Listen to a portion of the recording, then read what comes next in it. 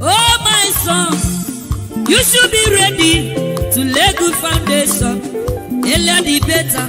In the nearest future, you could be one of the leaders.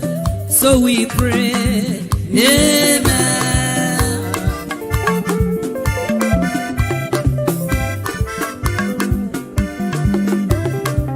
Oh, my daughter, you should be ready to lay good foundation.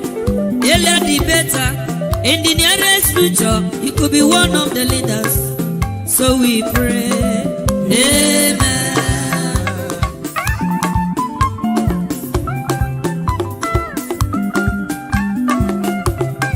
To become a leader is not very easy.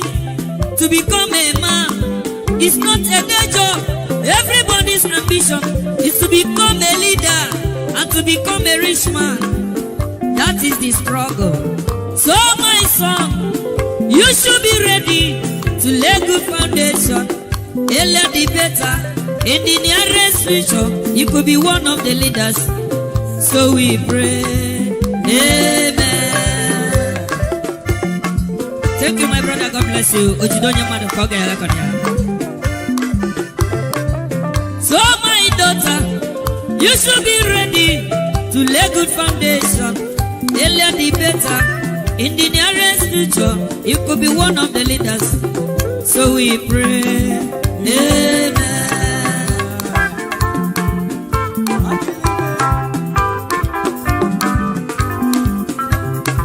To become a man is not a day job.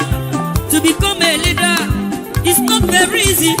Everybody's ambition is to become a leader and to become a rich man. That is the struggle. So my son, you should be ready to lay good foundation. Earlier the better. In the nearest future, you could be one of the leaders. So we pray. Amen. You are the pillar that holds my life.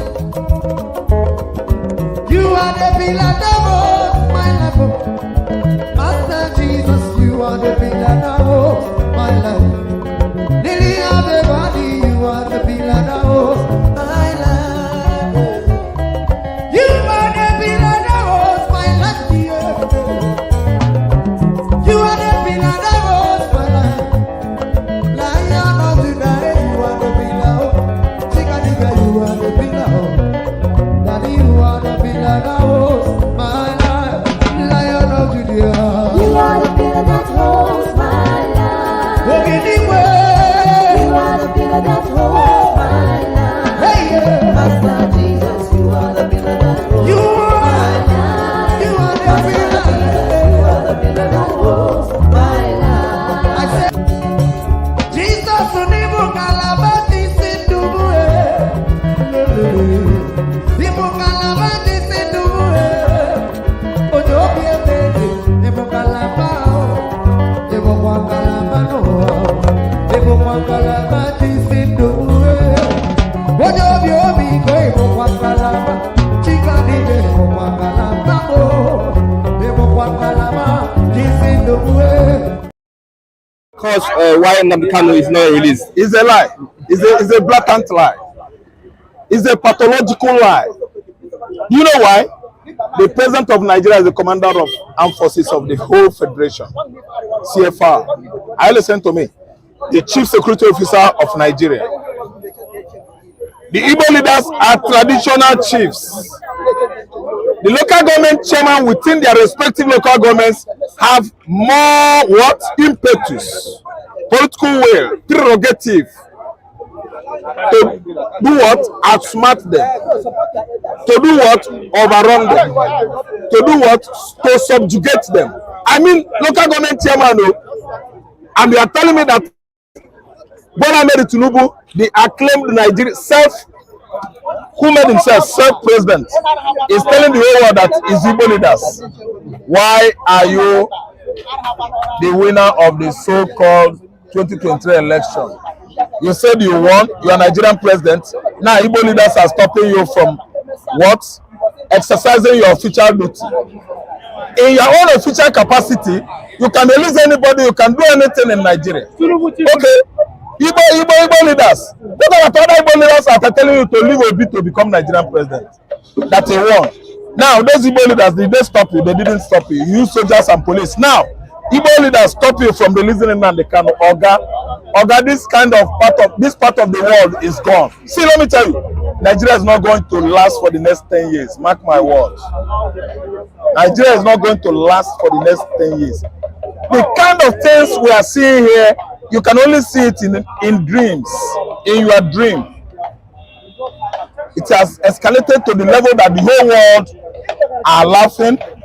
They laughed us during Buhari. This time around, during Tinubu regime, they call us global disgrace.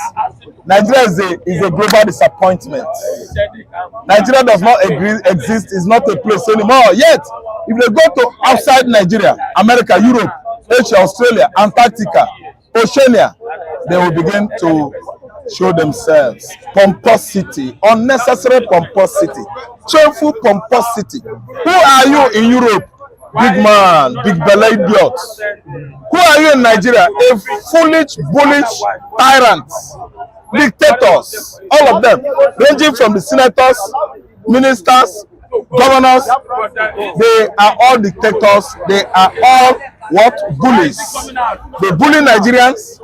They stop taxes from us. They use our money for their own personal interests. And the illegal politicking is what is proliferating in Nigeria presently. Proliferation of illegal politicking. I listen to me. They are not shameful people, and they will never ever be shameful because they have forgotten themselves. Because the soldiers, the police, the immigration, the customs, the vigilantes, armed ones, they support them to subjugate innocent Nigerians. Yes, everybody is supporting them now. Back here, happy new week to you all. Today's Monday, 4th December 2023. Thank you very much, mother of all mommy diaspora. Good evening to you, mommy. Thank you very much for all you do. I appreciate you. I can see I don't lie watch. I can see right there. Good evening to you, Helen Chukura. Thank you very much. Good evening to you, Constant. Thank you. Abu Azi. Thank you very much. I appreciate you. Love God is my strength. I can see right there. Evie Jack. Thank you, Mary Forde. Sagil say thank you, my wonderful people. God will bless you. Now, please help us to press on the like button. We're back again. Thank you, Miracle B. I can see right there. Inomano Sakare, thank you very much. Evie Jack, many others right there. Adelaja Ogobiyi in the building. Thank you very much. Larry Depot, Amaka Fojabi, good evening to you, madam. Thank you very much. Michael Ganemaro, thank you very much. I appreciate you. Sabuvo Konga, Lucy Eno, Angolo Emmanuel Shooks, Mike Akionbare. Thank you, Mofire, my brother. Appreciate every one of you. Patricia Nofe, my dear sister, I can see you as well.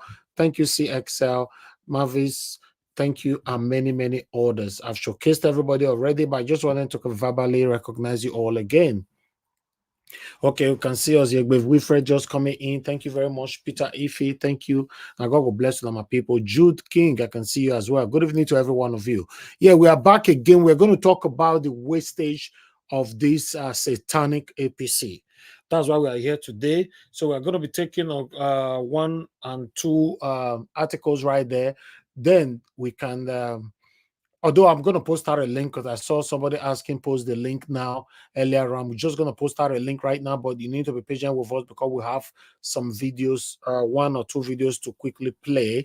Then we can start talking. The wastage, because this government don't care about the people, they care about themselves. But the funny part of it, or rather, the most annoying part of it is that nobody you can complain them to. So let's continue to talk. Let them know that we are aware of what they are doing to us. Madam Pachata, good evening to you, but thanks for coming in. Thank you, Jennifer. I can see right there. Gift that one for. Thank you very much. Sazel Oni, I can see you as well. Thank you, Enoman Sakari, and many others. Gift that one for. Thank you. Jennifer, I can see you. Thank you very much for joining us, my people. Please press on the like button. That like button is very important to us. Press on the dollar sign as well. Support what we are doing here. Encourage our work. May God bless every one of you. A link have been posted for those of you that want to join the broadcast today. That's the link right there. Click on it and let's talk about the things that's affecting us together. Meanwhile, I'd like us to go to our rise first. Let's quickly go there. And God bless you, my people. Reactions continue to trail Nigeria's huge delegation to the 2023 United Nations Climate Change Conference, COP28, in Dubai, United Arab Emirates. With the fact that citizens can barely get by, most hospitals, wards are shutting down because doctors are now leaving Nigeria to places like Sierra Leone for better pay. When will this administration say enough to all of this waste? Last week, it was 15 billion to build a VP villa. This week is COP. What will happen next week? Let us introspect. Well, at COP28, Nigeria is a country with the fourth largest delegation. The hosts, the United Arab Emirates, they have over 4,000 delegates in their country, right? Brazil, followed by Brazil. Are you justifying that, Ruben Abati? We are not interested in the people in the position of number 1, 2, or 3. What our concern is about our own country. You cannot take 1,400 and something people, you know, as a delegates to anywhere. You are comparing Nigeria with Dubai. How? I don't understand these people. Emirates, they have over 4,000. According to their numbers, 1,411 people. You know, to go to Dubai, I don't travel, you know, I don't travel where I understand the ticket. To go to Dubai is not cheap. Talk less of these first class people. All of them go with first class, so if I'm not mistaken. And they hear now about it, they talk and I say they go with their girlfriend, their oloshos, they carry them go. Some of now they listen to me, so you forget saying like the wife where you live for Nigeria, and you they suffer for inside co. Now some of them be the olosho of this politician where they carry go follow, but they go there. So you not go no. You the team say, oh, I'm working so hard to look after my wife in Nigeria. Some of you now we go to marry for Nigeria. I talk to the men now. Where you go travel, you go marry for Nigeria. Some of you now wife, they be part of this olosho we follow them go Dubai. So yes, they are part of it. You don't go no. You know, this is where we find ourselves. The problem now is that we they talk for here, Arise don't talk, BSS channels don't still talk, other mainstream newspaper they don't still talk. After all that, 2 days from now, everywhere go quiet. We move on to the next episode. That is the funny part of Nigeria right now. That is the state of Nigeria. As everybody go your talk today, you see all my wonderful panelists go talk. People go call in. Everybody go rant. Everybody go verse. As they don't verse for Arise, so everywhere.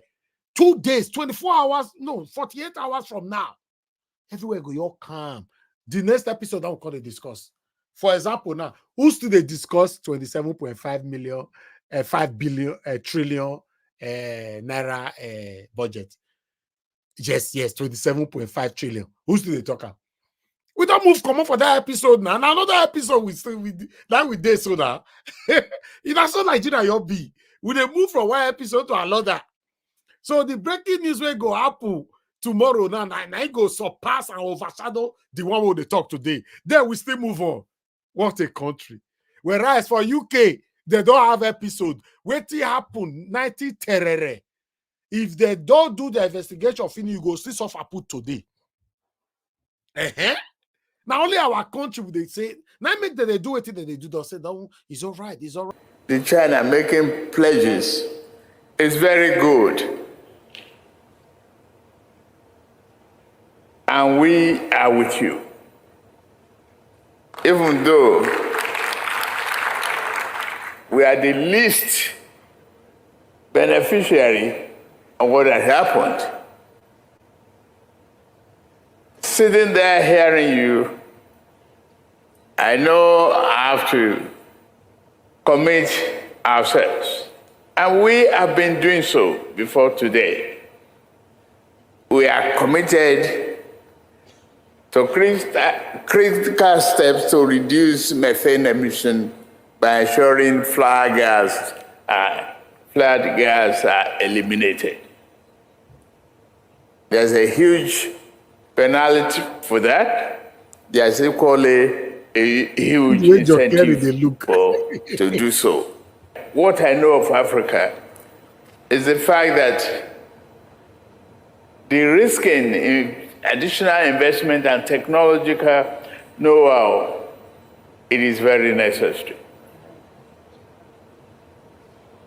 And the largest economies that have benefited immensely should do more very fast, because their health need healing and is crying for attention more quickly. Thank you very much. Him here quickly. I appreciate you all, my people. Good morning, good afternoon, good evening to every one of you. For those of you that just joined us right now, although in Abati's submission, he was trying to be too nice and at the same time criticizing the government and justifying their acts. When he was comparing that we're the fourth largest delegate and all that. Okay, let's go to a well-known developed country who actually refused to go to this COP28. You will be shocked. You will be shocked. That means Nigeria can as well refuse it, but they deliberately did not. Right? Yes, Nigeria can say, I don't want to go because we don't have the money. People are suffering right now, but they still went ahead that they must be there. Germany refused to go because of the budget. Germany. Many of you that live in Germany, you are listening to me right now. Your country, they not go. Because of the budget. As you can see right there on the screen, German Vice Chancellor cancels COP28 visit due to budget crisis. See them. This one a country where don't better, where God don't bless finish. Right? God don't bless them finish. Pata, pata. They don't have anything to worry about. They refused it. They don't go. Because whatever that is passed there, they'll send out to you. Nigeria can't say, no, we must show them, say, now we be Oga, we must be there. I don't want to take much of this. I would have just continued to read it and all that. But you already said, in case you want to read more of it, go to People's Gazette. It's right there. Germany Vice Chancellor cancels COP28 visit due to budget crisis. Now, so we take the no leader, better leader that prioritizes the people. That is how it's supposed to be. But Nigeria, no, they are not interested of the suffering we are facing right now. That is the fact. Tinubu, after all, talking that they say poverty is not a shame. Yes, get on with it, man. Get on with it. Now, let me come to Abati calling the NLC and TUC. Hey, God. I don't understand. If you are part of the people that have been trusting this NLC and TUC, that means there's something wrong somewhere. I've said this so many times on this platform that you can't trust these people. These people are not working for you. They are only wearing the garments that looks like they are working for you. No, they are not. Once they are in the closed door, they take off that garment. They are working for the government. Remember how many times the NLC have promised to go on a strike, and they normally call off the strike. Even the last one, I came here, I told you guys that they're going to call it off. And they did. Now they go, yes, say we don't talk now. Say Nigerians don't call them out. You'll say on the next 48 hours, they'll come back. No, we're not going to agree. We're not going to agree. There will be a protest on the 15th of January 2058. Before that day, they'll call it off again. If there's anything like 2058 at the moment. Before then, they will call it off. They'll say, okay, after a careful consideration, we've looked at the demands and the response from the government. So we have decided to call off the strike. So to give the government another 3 months or 6 months to see what they will do on their promises. Thank you. Chapter close. It's not left for you to not go on social media, go anywhere to go and talk. They don't collect envelope, enter house. We're in big trouble. Joke apart, we're in big trouble in Nigeria, man. Like I normally say, I'm doing my part. I'll continue to do my part, but I wish I have more power to do more than this, but I don't have more power to do more than this. And many of you joining the panel every day, you're doing your part as well. Please continue to do your part. Those of you watching us, joining us on the comment section, calling to the show and all that, you are doing your part. Continue to do your part.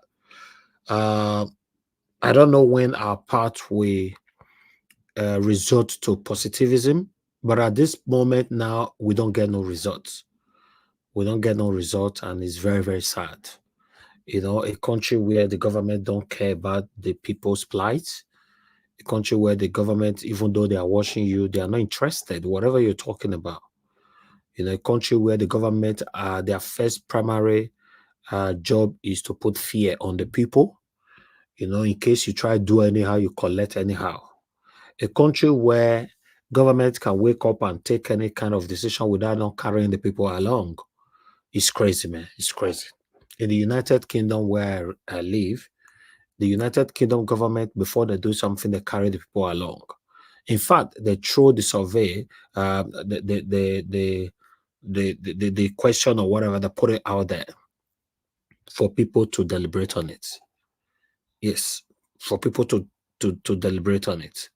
If the people's opinion is 59, you know, and the government's opinion is 30 something or something, at the end of the day, they'll go with the people's opinion and cancel it in totality. Yes, that's how it works here. Yes, that's how it works here. But at the end of the day in Nigeria, even though the people's opinion is 99.9%, and the government opinion is only 1%, they'll still go with the government's opinion. They don't care about you. They are not interested about you. They don't know if you exist. Nigeria is a country where everybody survives on your own. Although Nigerians are very strong people who have always been struggling for themselves, both home and in abroad. You know, but I wish they give they give us the normal thing that we are looking for. You know, the basic amenities like giving us permanent light, good roads, security, the most important part, good healthcare and all that. Then Nigerians can struggle for themselves. Haven't you thought about it? Why is it that Nigerians, when they travel out of Nigeria, they are always successful? Yes, check Nigerians in abroad.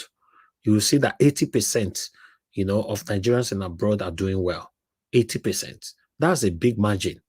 You know why? Because they got the atmosphere to strive. But you see people will be in Nigeria, you struggle and struggle and struggle and struggle and struggle and struggle. In most cases, you don't get results. Then you start praying, believing in miracle and all that. You know, listen, guys, our problem is physical. It's not spiritual. We must face it physically. That's how Nigeria can change. But unfortunately, we have a pastor who is telling the federal government right now that we should go on a 3 days national fasting and prayer to help our economic crisis.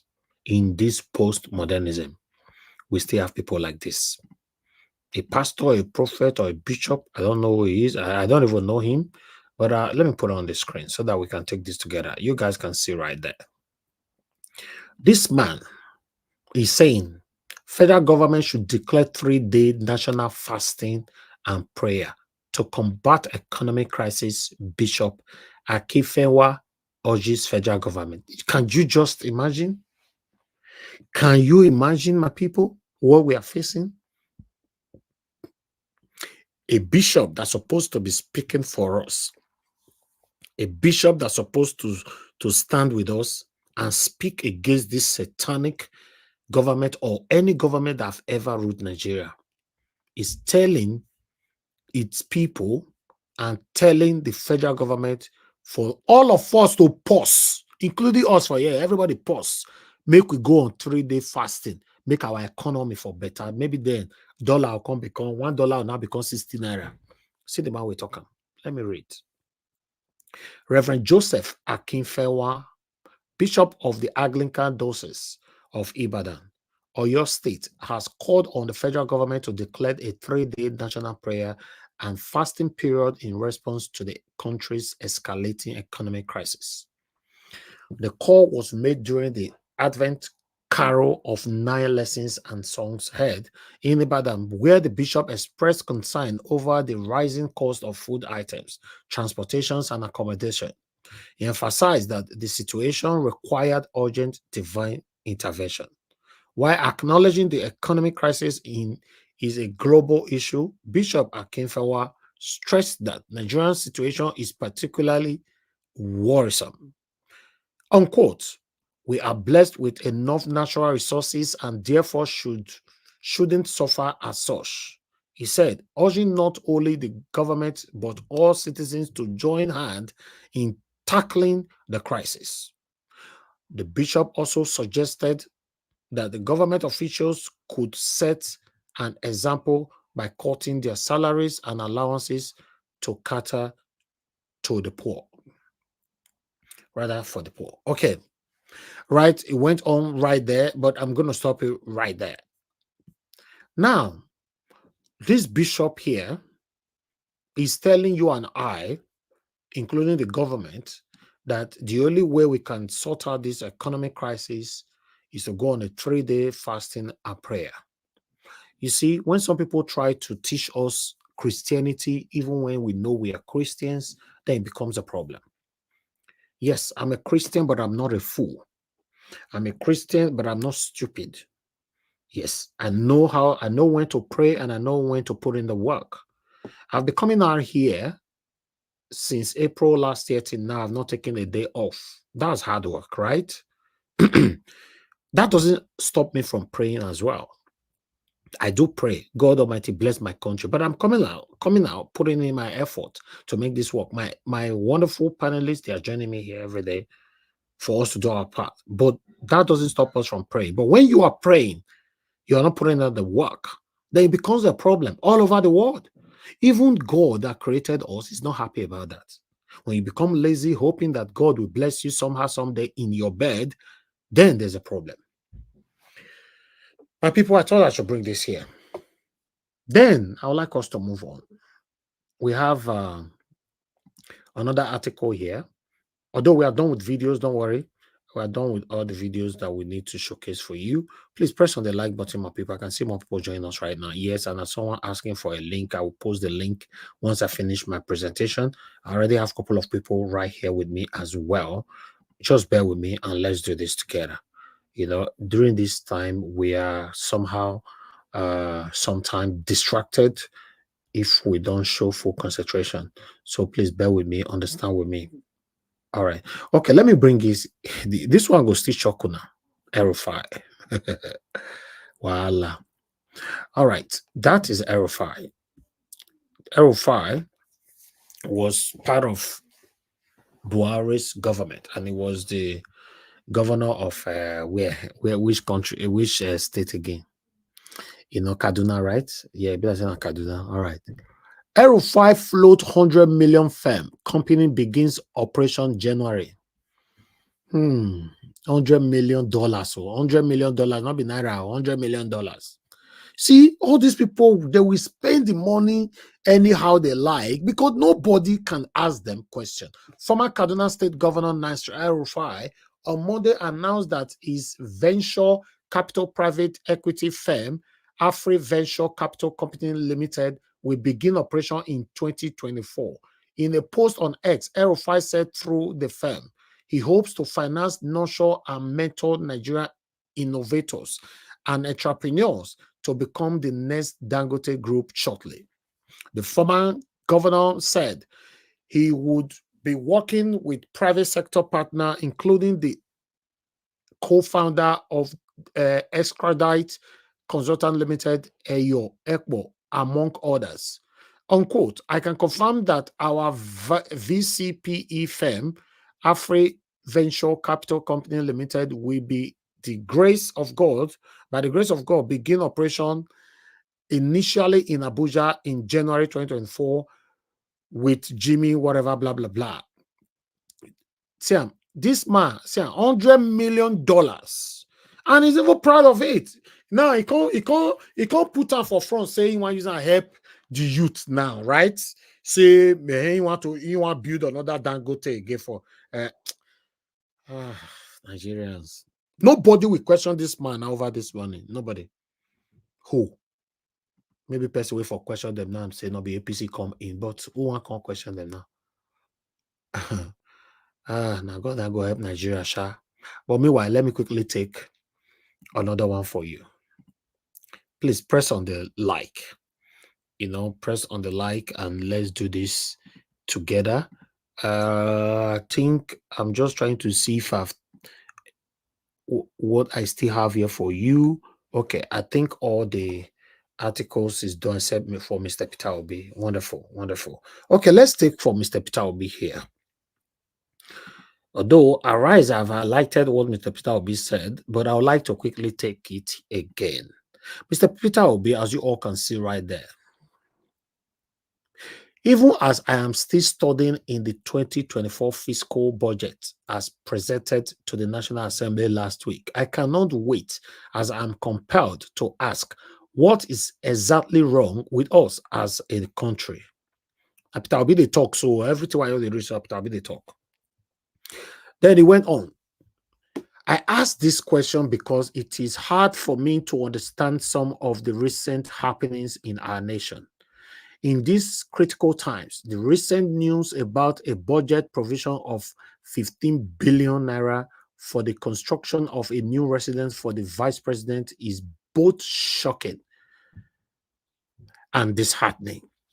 Considering the many important challenges facing our nation, just recently in the supplementary budget, the sum of 2.5 billion was included for the renovation of the vice president's residence in Abuja, which means that he already has a residence, right? He cannot get time, eh? We can say they want to build another mansion for vice president, 15 billion, I go cut.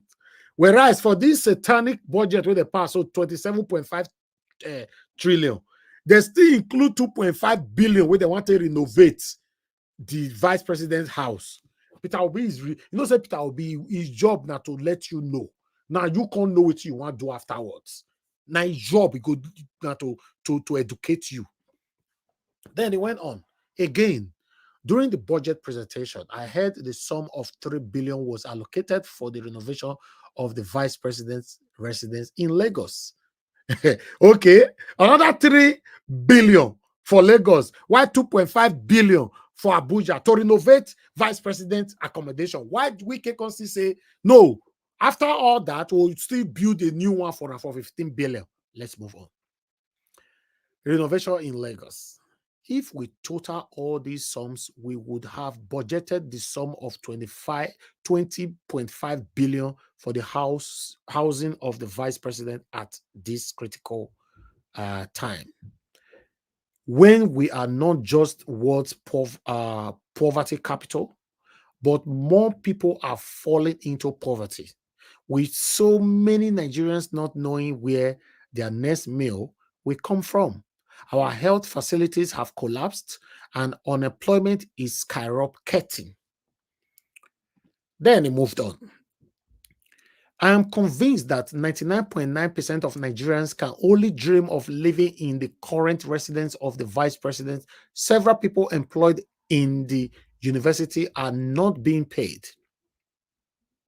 Just to give an example, the salary of a professor in a Nigerian university is about 400,000 naira, which without removing tax is about 5 million a year.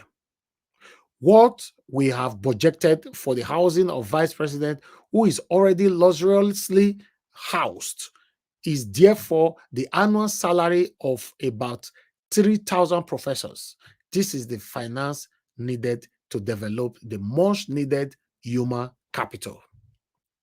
Peter Obi went on. The budget of the 5 billion for student loans, which is yet to be disbursed, is only a tiny percentage of the cost of the vice president's new home.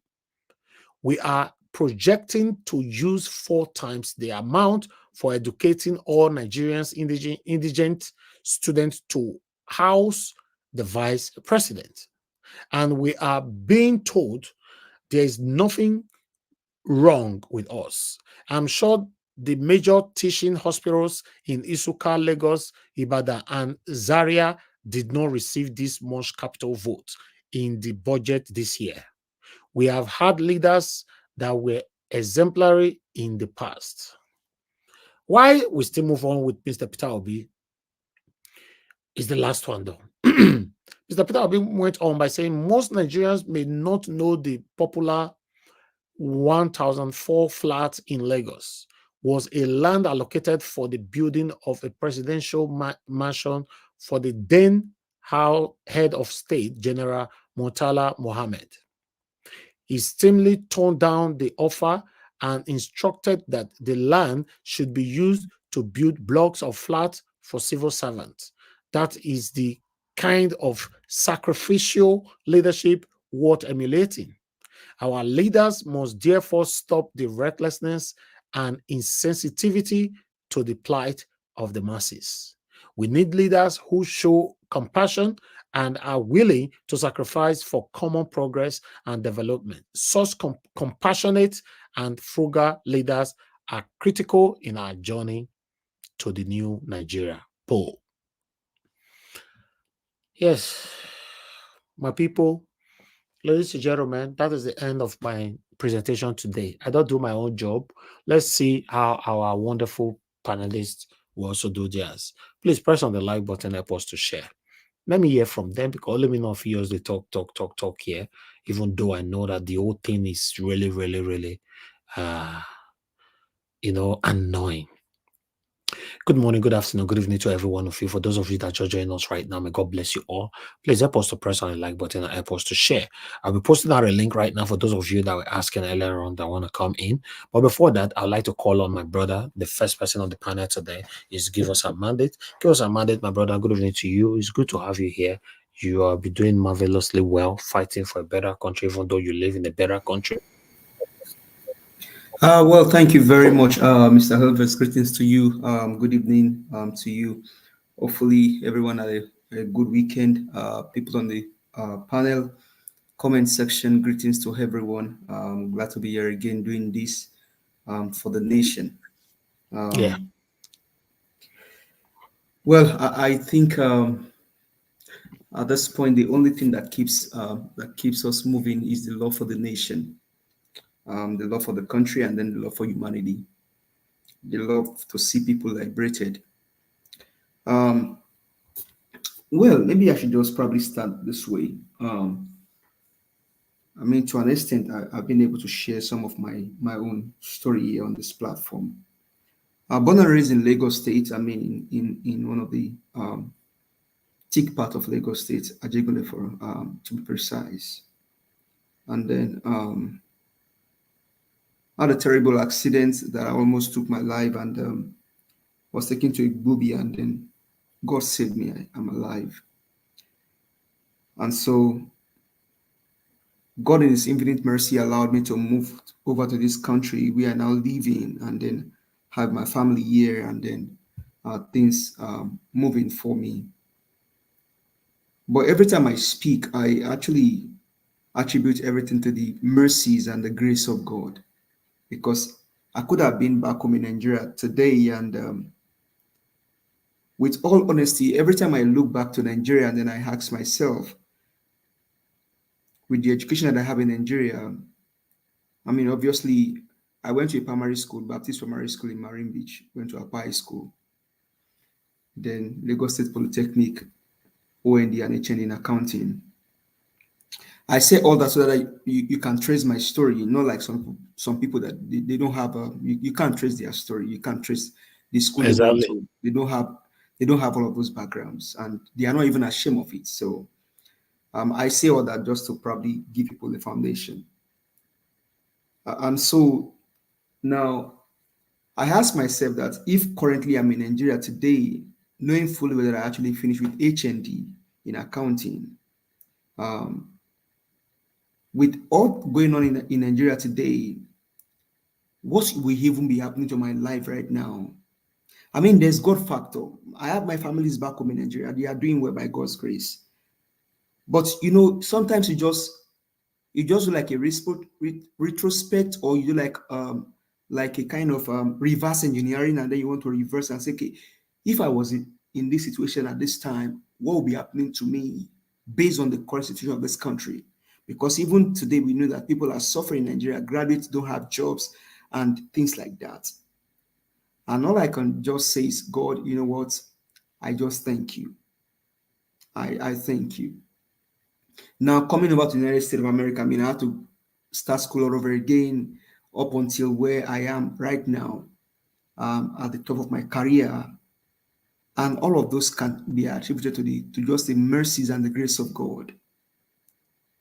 And now, seeing a working society, what bleeds my heart is the fact that Nigeria is blessed with natural resources. And like I said here some 2 or 3 years ago, there are more money in the hands of governors in Nigeria to be able to, more money in the hands of politicians in Nigeria to be able to pay off our debts that will not owe any country or even World Bank any dime. As a country, there are more money in the hands of our politicians today that we can pay off our debts without owing any country or owing any bank of the world. I mean, you just show a governor, a recently just passed governor, going to float $100 million company. Now, the question you ask yourself is, where did this guy came from? What was his foundation? Before he became a governor, if we trace his history, where was El-Rufai? Does he have any personal business before he came into government? Maybe not. But today, he can single-handedly float a business worth $100 million US in this economy. How? Why? How did he get there? It is not allegedly, my brother, but I will respect the channel. Allegedly, this guy, they've stolen the people's money. A past governor can float $100 million, not 100 million naira now, 100 million company by himself. And that's why he had to do everything possible to ensure that his son becomes a member of the House of either Rep or Senate. These guys would do anything possible to wreck the country in as much as they are enriched. A governor, a past governor, maybe two-term governor, can single-handedly float a business worth $100 million. How did he get the money? Nobody is going to question him. Nobody's going to ask him any question, because even the one that sits in the helm of affair through rigging of the election, people died in the election. Over 80 people were expired in the election. A 19-year-old boy expired himself. This same guy that's going to float the $100 million company did everything possible by buying people in southern Kaduna to make sure that this drug baron becomes the president. The last time I checked, the governor of my state, where I live here in Texas, by God's grace,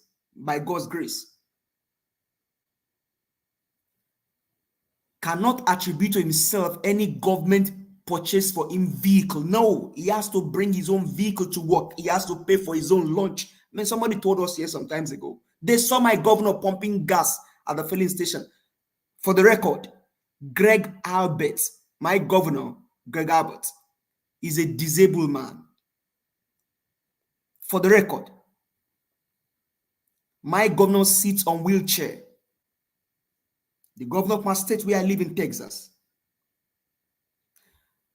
And I drive around Dallas and some other cities here in Texas. You just wake up in the morning and then you see bridges. You ask yourself, when did they start this project?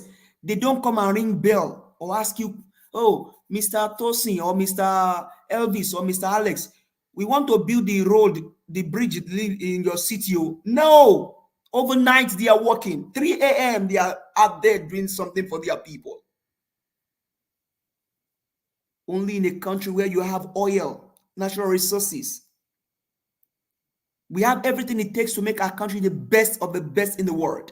But what is the problem? Leadership. And who are the leaders? Some of us, evil men, evil people, satanic agents. And that's why you can see, because they lack the fear of the people. And so, yes, my brother, give us a mandate. Are you also aware that the same governor of your state, you know, is this not the governor of your state? Not be this screen, so? Yes, sir. Okay, good. Are you also aware that it's just budgeted, you know, 1.3 billion to upgrade and expand broadband infrastructure in your own city now? My brother, Mr. Alex, what is a broadband? Internet, right? Yes. During COVID-19, some people don't have internet in their homes. So taking assignment for children was very difficult. They have to give them free internet facility. You don't pay for it. And this is my cry for my country, Nigeria. This is the pain. I don't hate Tinubu, I hate his action. I don't hate humanity. I hate their actions. This is what bleeds my heart, my brother. These guys are evil. They are satanic. They are demonic. They lack empathy.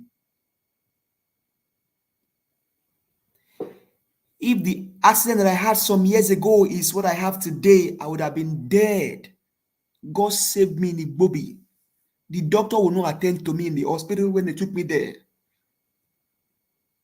They had to lift the trailer 3 times before they can drag me out of the trailer. I am telling you a personal story. I spent months in Igbobi.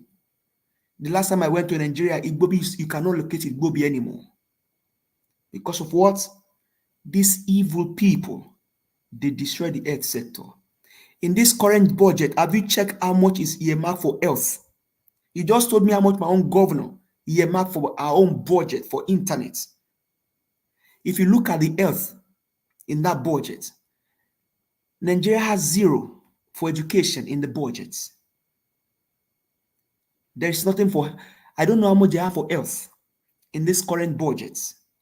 More so, this drug baron presented an empty bag to the Agberos in the National Assembly, in the Senate. They lack the fear of the people. They are not afraid of Nigerians. I don't care about what we say here. I care about the actions that we take after seeing that they sent 1,411 people to COP. Some said that the reason why they went to Dubai is to go do Christmas in Dubai. Is on social media. They didn't go there for any climate change, anything. They were on that delegate because they can spend Christmas in Dubai. Ruben Abate said it. Some went with their mistresses. Some even went with their children because they want to spend Christmas in Dubai. They don't go. They didn't go there because of the climate change thing. No. But that can happen because they don't fear the people. Nigerians, they are not afraid of you. They bring it to your face and tell you what they cannot do us anything. Let's spend the money. Let's even buy some of them. They cannot do us anything. I don't care about what we say here. I care about the actions that we take, knowing fully well that these people have done evil against us. You're asking for NLC president? No, NLC has no president. In fact, there is no NLC in Nigeria. Because the likes of J. Ajero, they are being compromised. These guys are not afraid of Nigerians. I am glad you showed the Chancellor of Germany. I have an uncle that lived in Germany. And that was one of my motivating factors that I want to school in a Western world. This man will come on from Germany, bringing, oh man, these guys, they've ruined our country. So I don't care about what we say here. I care about the actions that we take. Because with all honesty, you just say, Mr. Elvis, we forget about the budget now. We forget about the amount they budgeted for this that this guy went to present.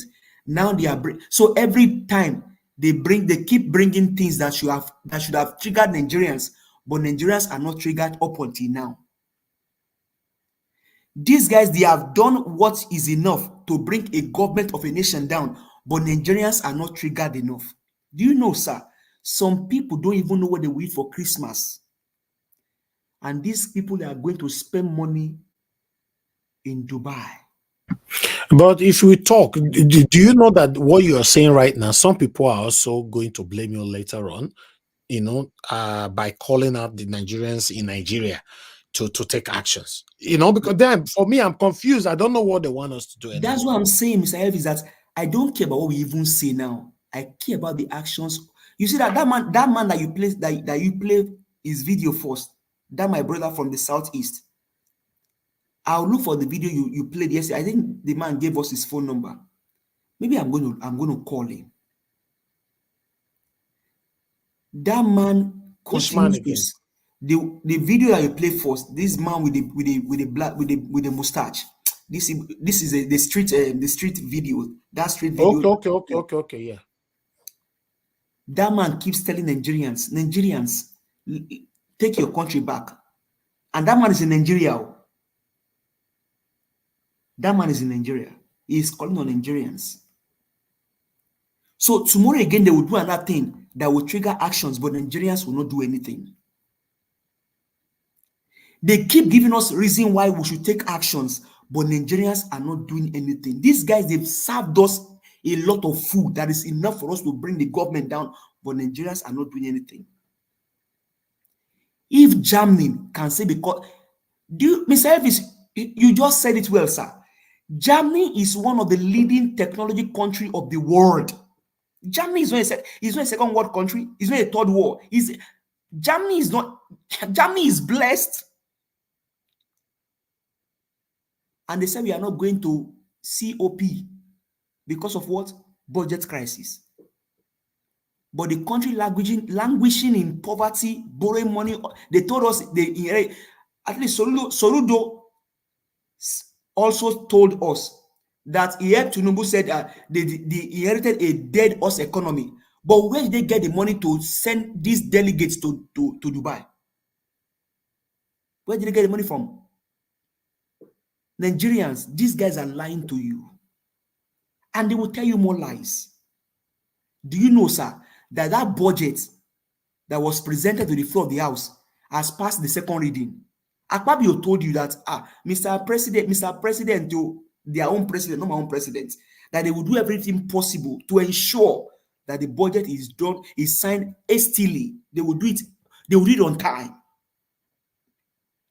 And that's why Wike can come and tell you that they need a 15 billion naira to build a house for the vice president. And you ask him, what happened to the one that they just renovated? He's telling you that, man, they keep giving Nigerians reason to bring out the government, but Nigerians are just, man, I don't know.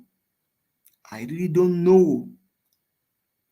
Sri Lankans took Sri Lanka by themselves. They went to their government house, like Asorok. They were making food. This one belongs to all of us. So let us. No red oil was spilled during Sri Lankan crisis. No one soul was brought down during Sri Lanka. Nigerians are still asking Mr. Elvis, which day you go announce to us, we will go protest? Then they wait for Mr. Elvis. The man will come here every day. Me, I will come talk every day. They'll wait tire. I will go different spaces. Mr. Elvis will bring your own story, show you as a Nigerian, tell you the kind of life when you enjoy for UK, and you can't say, Mr. Elvis, book the next flight. Now, may you can't lead us for the protest, my brother. Some they even say Peter Obi is too slow. You see a poor person comparing themselves with a billionaire. If Peter Obi decide today to leave Nigeria, he will not. They release black card. I think only about 5 people have that black card in the world. Peter Obi have one of those black card. With that black card, you can get money anywhere in the world. Peter Obi has one of those black cards. And you see poor Nigerians, they're asking, Peter Obi, come and lead us. The man has done everything he needs to do for you. He took you to the end of the judiciary during the election. And you are still asking him. So that his own case can be like Abiola, right? And you all can enter your house. Nigerians, Tinubu has given you 1,001 reason to hold this government stand still, but you are still asking yourself, we need more. Continue to ask for more. I will do my own part. I will play my part. By God's grace, I have 2 passports. It's by the grace of God. I have 2 passports. By the grace of God. So if I chose not to come to Nigeria, I can, by God's grace, bring my families here. It may take time because I'm going to file for them. But I have the power to bring my family over here. But you get 1 passport, and that passport not even they recognize for the world. When you for fight your fight now, you say, I don't care about what we say here. I care about the actions that Nigerians take. And so J.R.J. and the likes of them that represent NLC, the wickedness you are doing against Nigeria, your family may not recover from it. Your generation may not recover from it. Joe Ajero, if you are listening tonight, my name on this platform is Give Us a Mandate, but my real name is Oluwatosin. I am saying it. Your generation will never recover from it. What you are doing to Nigerians, because this is enough for you guys to hold this government stand still. And Tinubu, Remi, if you are hearing me, my name on this platform is Give Us a Mandate. My real name is Oluwatosin. You can look for me all over the world. You can sue me. But you are blaming Jero. What did he do? You know, my brother. He's working on that instruction now. He should not be responsible to anybody. He should be responsible to the Nigerian laborers. He's working on that Tinubu's instruction. Because he has been bought. Okay, now, Mr. Elvis, you live in the UK. If NLC in the UK say they want to go on strike today, what do you think will happen? You know, I know in the UK, but in Nigeria, these people work for Tinubu. No, it should not be. Give us a mandate. Give us a mandate. Yes, sir. Good evening, everyone. Yeah. Let's be realistic. We might be, trying to call people's name, right? But I don't think this lies with Joe Ajero. And my reason is this. You see, when you watch the TV, anytime he says he wants to go on a strike, what does the media house say about him? Just listen to that. I remember one day, Rufai have to argue with Botabati and another presenter that, yes, he has got to go to the strike. They're telling you about the court system. Look, this country is rigged until the people. Mr. Chooks, Mr. Ebeze, I really understand what you guys are saying, but I'm just trying to juxtapose Nigeria and even UK, for example. But you can't do that. No. Give us a mandate. Listen, why you can't do that is this, right? A presenter in UK, right? I remember there's a channel, a station called ITV here. And Piers Morgan, of which I know you must have known him, right? Wanted to interview Boris Johnson when he was prime minister about something, right? And he refused. He counted that until almost 100 days, that every day he said it on TV, that you are running away from the people. You are running away because of this. Look, our media will rather support the government. So, you see, sometimes I don't like to take this blame to individuals that hold some certain positions, because even Ajero said, let's go on strike. How many people come out? I mean, the whole system is completely bastardized by this evil. Mr. Chooks, let's be fair. Let's be fair. Now, when Joe Ajero was beaten by the governor of Imo State, his thugs, they went on strike, right? Now, but when Nigerians are suffering, and maybe even they were being pied because of hunger, Joe Ajero is not doing anything.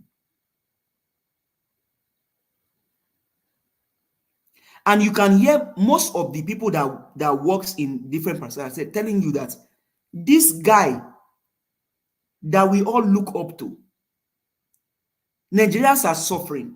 They are dying of hunger. You didn't ask us to go on strike. Now they beat you up, you can call for strike. So the reason I'm calling them out is that they have the numbers to galvanize Nigerians to be able to hold this government at a standstill. They have the numbers. They have the numbers. But what are they doing? They've been compromised because they now dine with the devils and demons. So in rounding up, Nigerians, like I said, I don't care about what we say what we say here, but I care more about the actions that we take, knowing fully well that these people, they desecrate everything. They are just telling us that they don't have anything to do. Imagine my president comparing what they just done to China. Mr. Peter Gregory Obi. He gave you a good analysis of how Nigeria is just different from China. China can afford to send over 3,000 people there because they have the money, they have the technology, they have the capacity.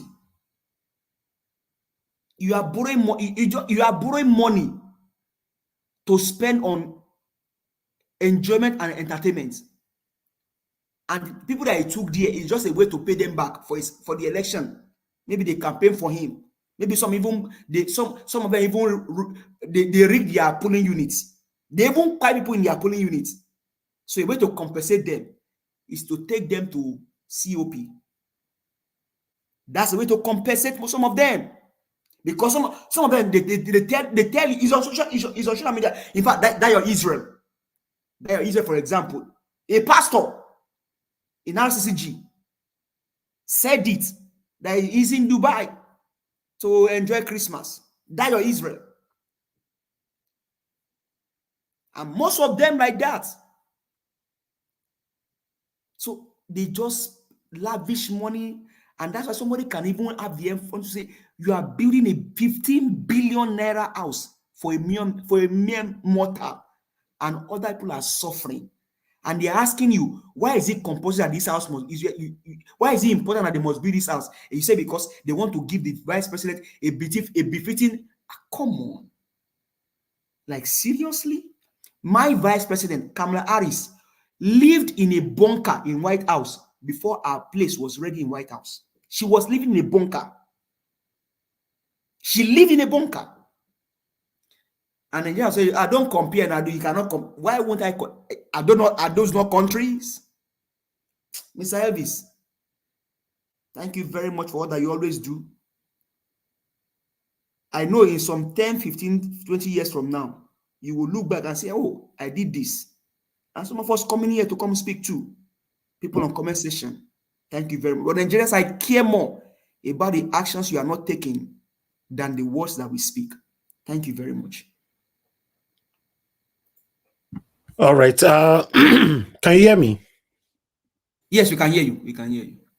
Okay. All right. Thank you very much, my people. I appreciate you all. Let me quickly call on, before I call on Mr. Chooks Obiboeze, let me appreciate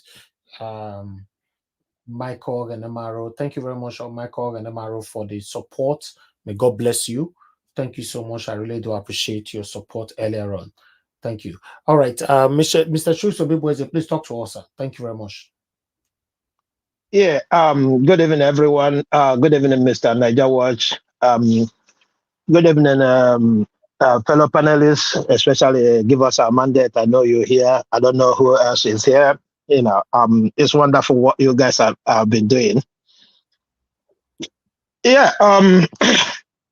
It's so sad, to see a country like Nigeria going on a jamboree, and that takes me back to what I said. The day this man, was sworn in, and he announced subsidy gone. I said it's a showman. That's he is, like young kid who is so happy when he sees toy. This man is a man. If you come out, the way I see, I read his character. If he just say, Baba Asiwaju, he would drop anything that is on his hand. It's just a showman. And look, you see him going all over the place taking pictures, just like Buhari. That's what they enjoy. These people are rotten in head. They don't have no brain. Their brain is supposed to be in hospice right now, cooling down. That's where their mates in UK and other countries are, except the likes of Biden.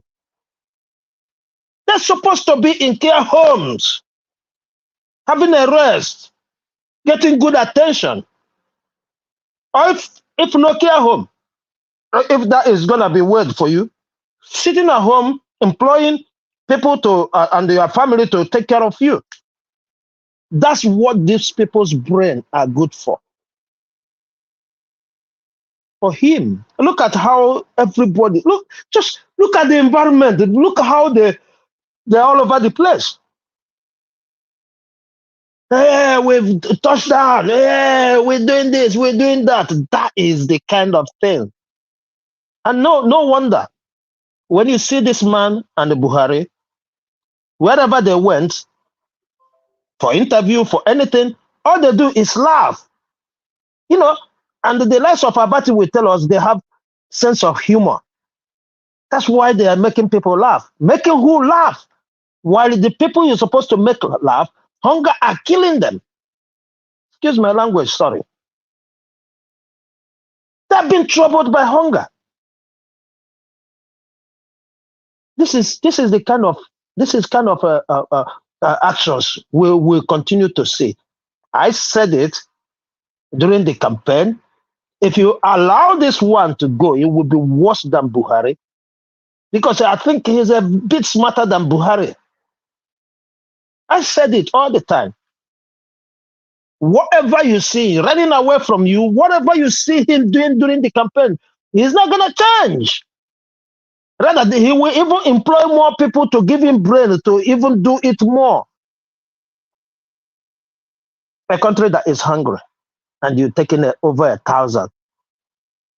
Are you telling me that all these people they sent to this channel to come and attack us? They don't see that video you played, you've been playing about the Rwandan president? Is it Rwanda? No, not Rwanda. Where's that president that will cancel all the trips for his cabinets and everybody? Are they not seeing it? They just come to attack. They don't take that message back to him. This is exactly what we're talking about. And until Nigerians, until we know what we're doing. Yesterday, I tried to call in, when Oraka was here. I couldn't. I mean, my phone, my call wasn't picked, because I wanted to tell Oraka he's making a mistake by thinking, it's for the Igbos, or it's for the Yorubas, or it's for these people. This same problem we have, we will have it. It's not one person suffering. I'm sorry. I needed to say this to him yesterday, but I didn't have the time. It is not one person telling Igbo to change their strategy. It doesn't make any sense to me for anybody saying that. Because what we're saying is not about the Igbos. It's not. It's not about the Igbos.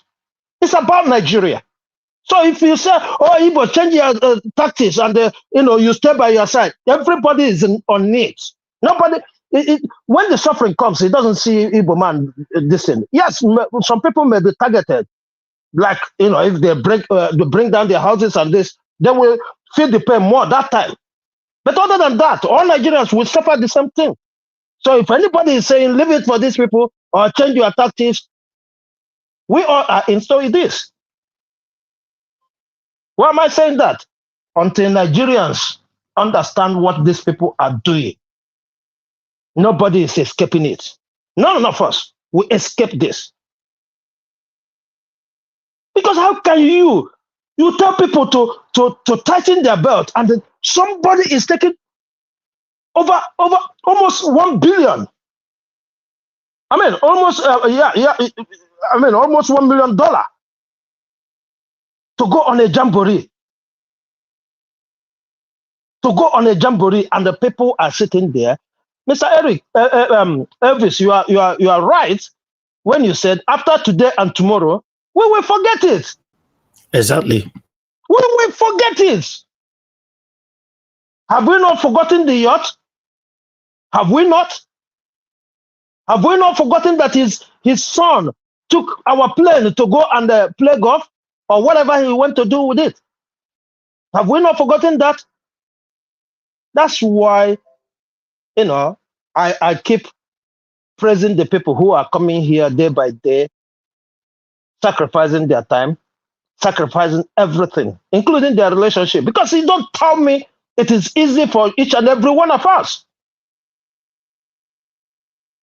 Because your children, your wife, and the rest of your family, for the next 3-4 hours, you are like an enemy to them.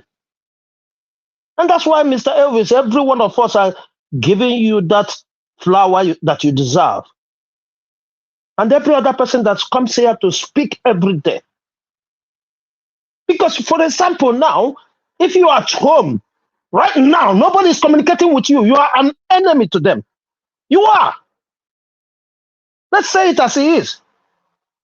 Do you imagine what it means? Sometimes your children will want to ask you something or say something to you. They can't even come to you because they know you are working. Working for what? To free Nigeria. And yet some people are not seeing it that way. Some people are not serious about it. I took the advice of Madam Rita and Madam Omoye's corner. That anybody, I'm starting to hear, brother, please, because voice notes asking me.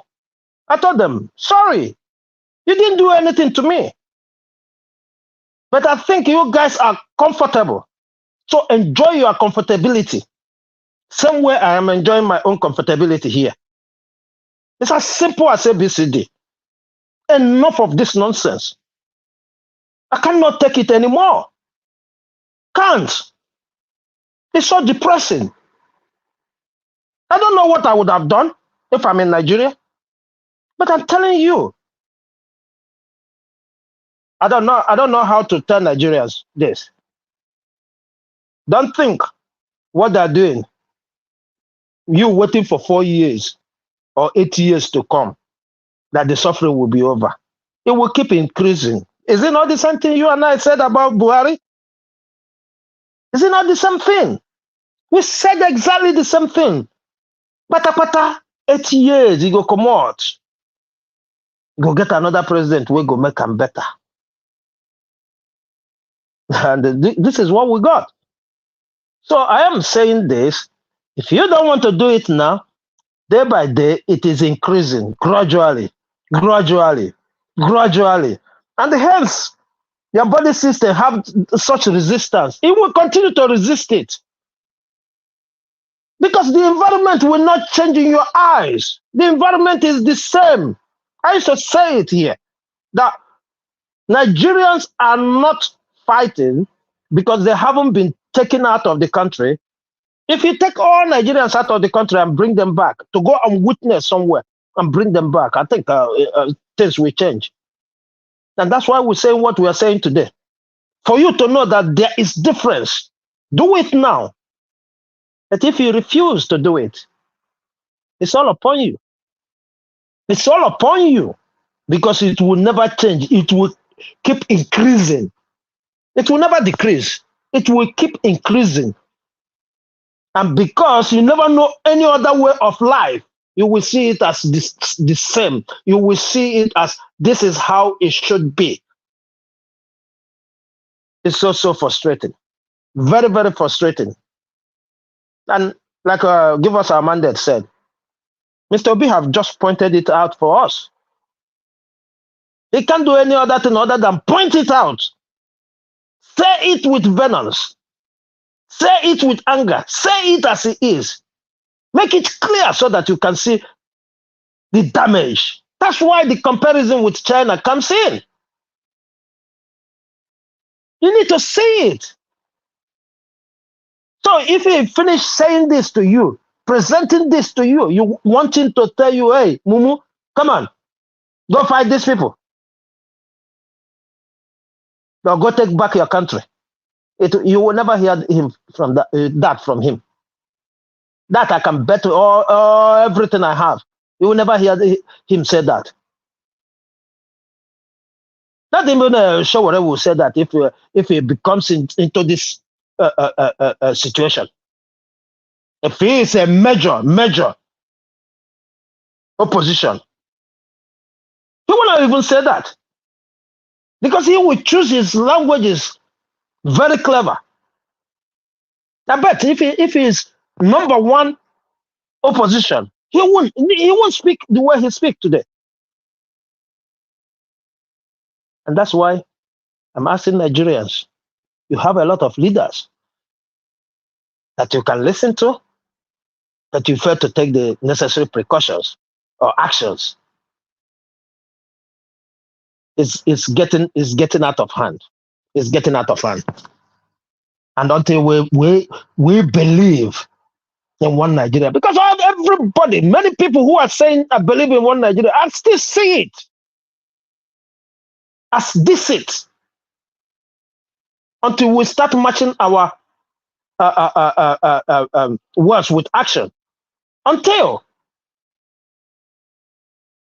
we start, because now it's happening. The other side will look away. When it's happening to the other side will look away.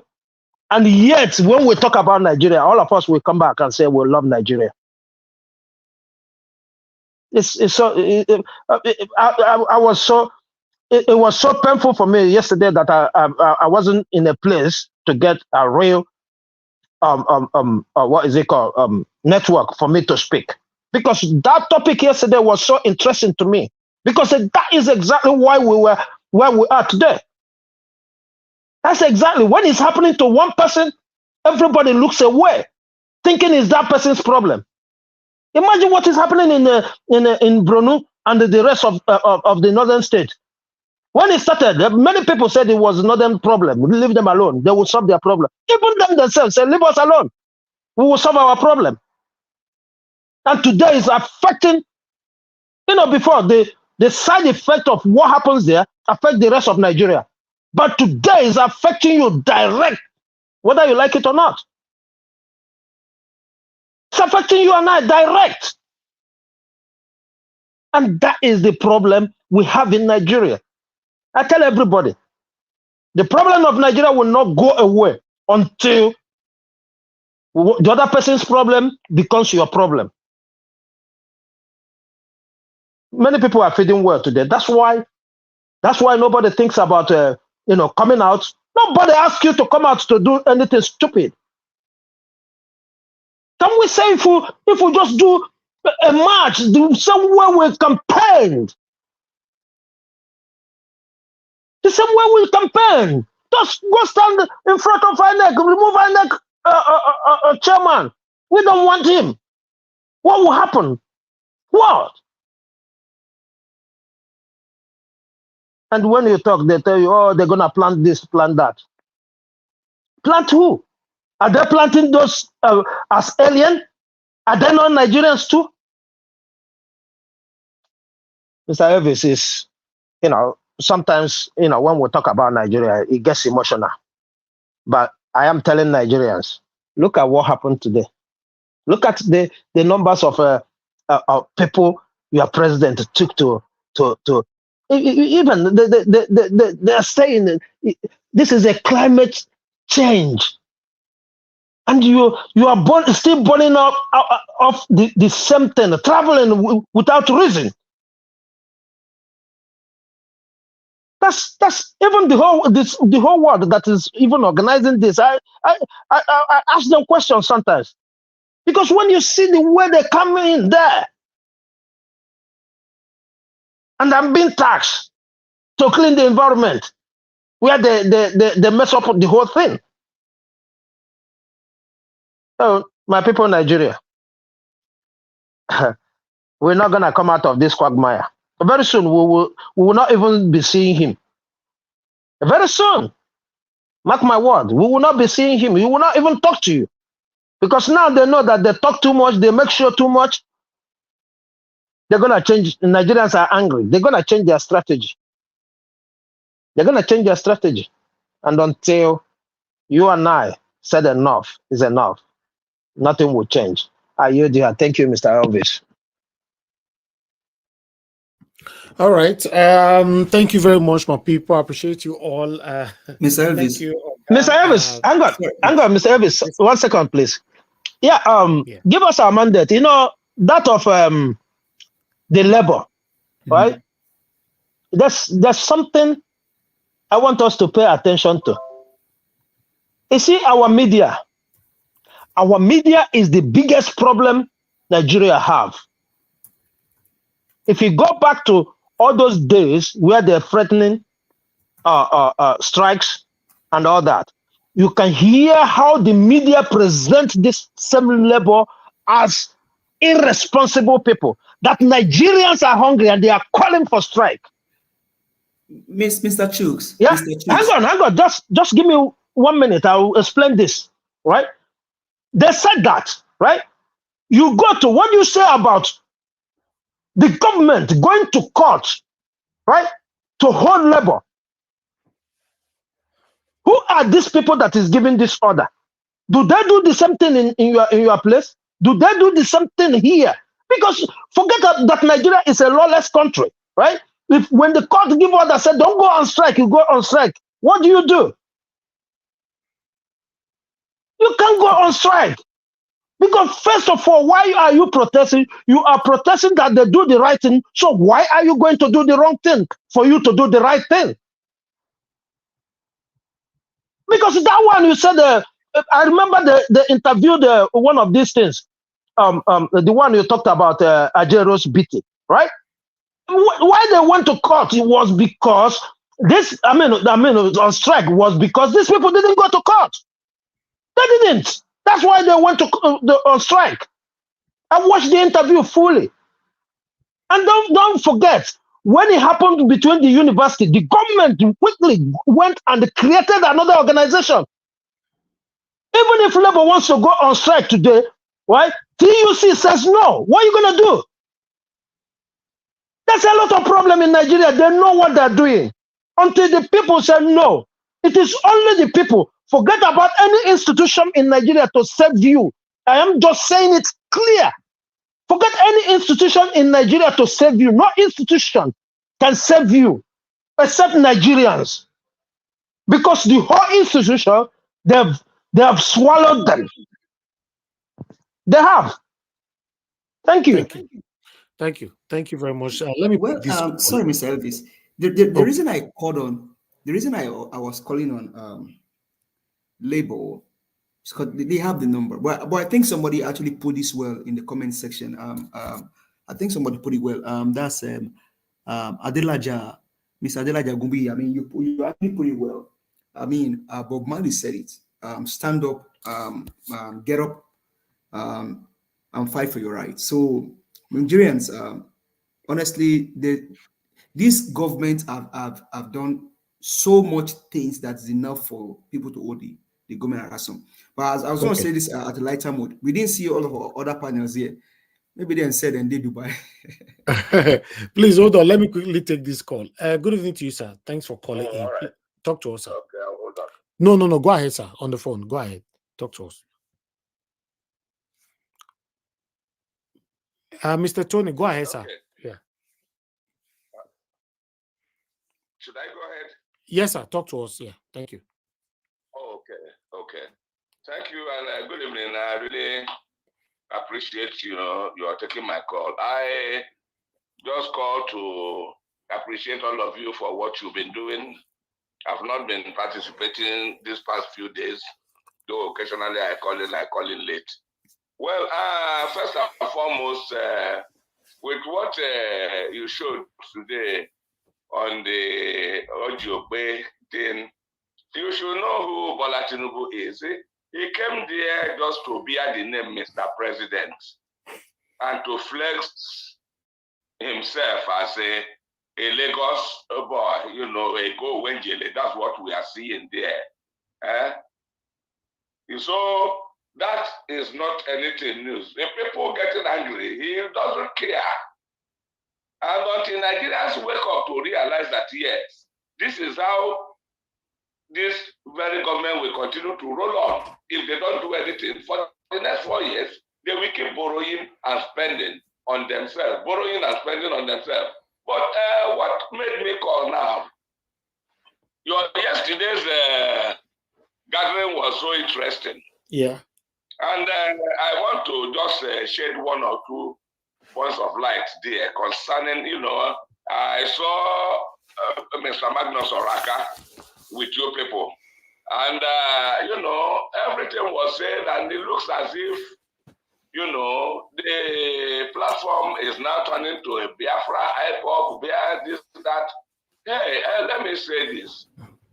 The IPOP and the Biafra, these young men from Igbo land are talking about now, wasn't the Biafra that Ojuku, fought for. How they came about their own. After Raf, I don't know if you knew about one barrister, Raf, I've forgotten his last name now, came up with this Biafra issue. And then, the government, dealt with him the way they dealt with him and left him. He went below. This guy came up. I just heard of Nnamdi Kanu one day. Nobody knows what these young men are doing. We don't know what their program, what the agenda is. And I will want to plead with Oraka.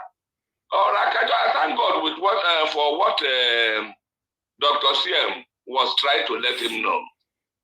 When you enter into a garage, a motor park, and you see shoe shiners there, you see Agboros loading, you see some gentlemen on this other side, and then the Agboros make settings to you, and you use those things to start classifying the people who that under normal circumstances, if they sit with you on a one-to-one conversation, you will read meaning into what they are saying and you can understand them.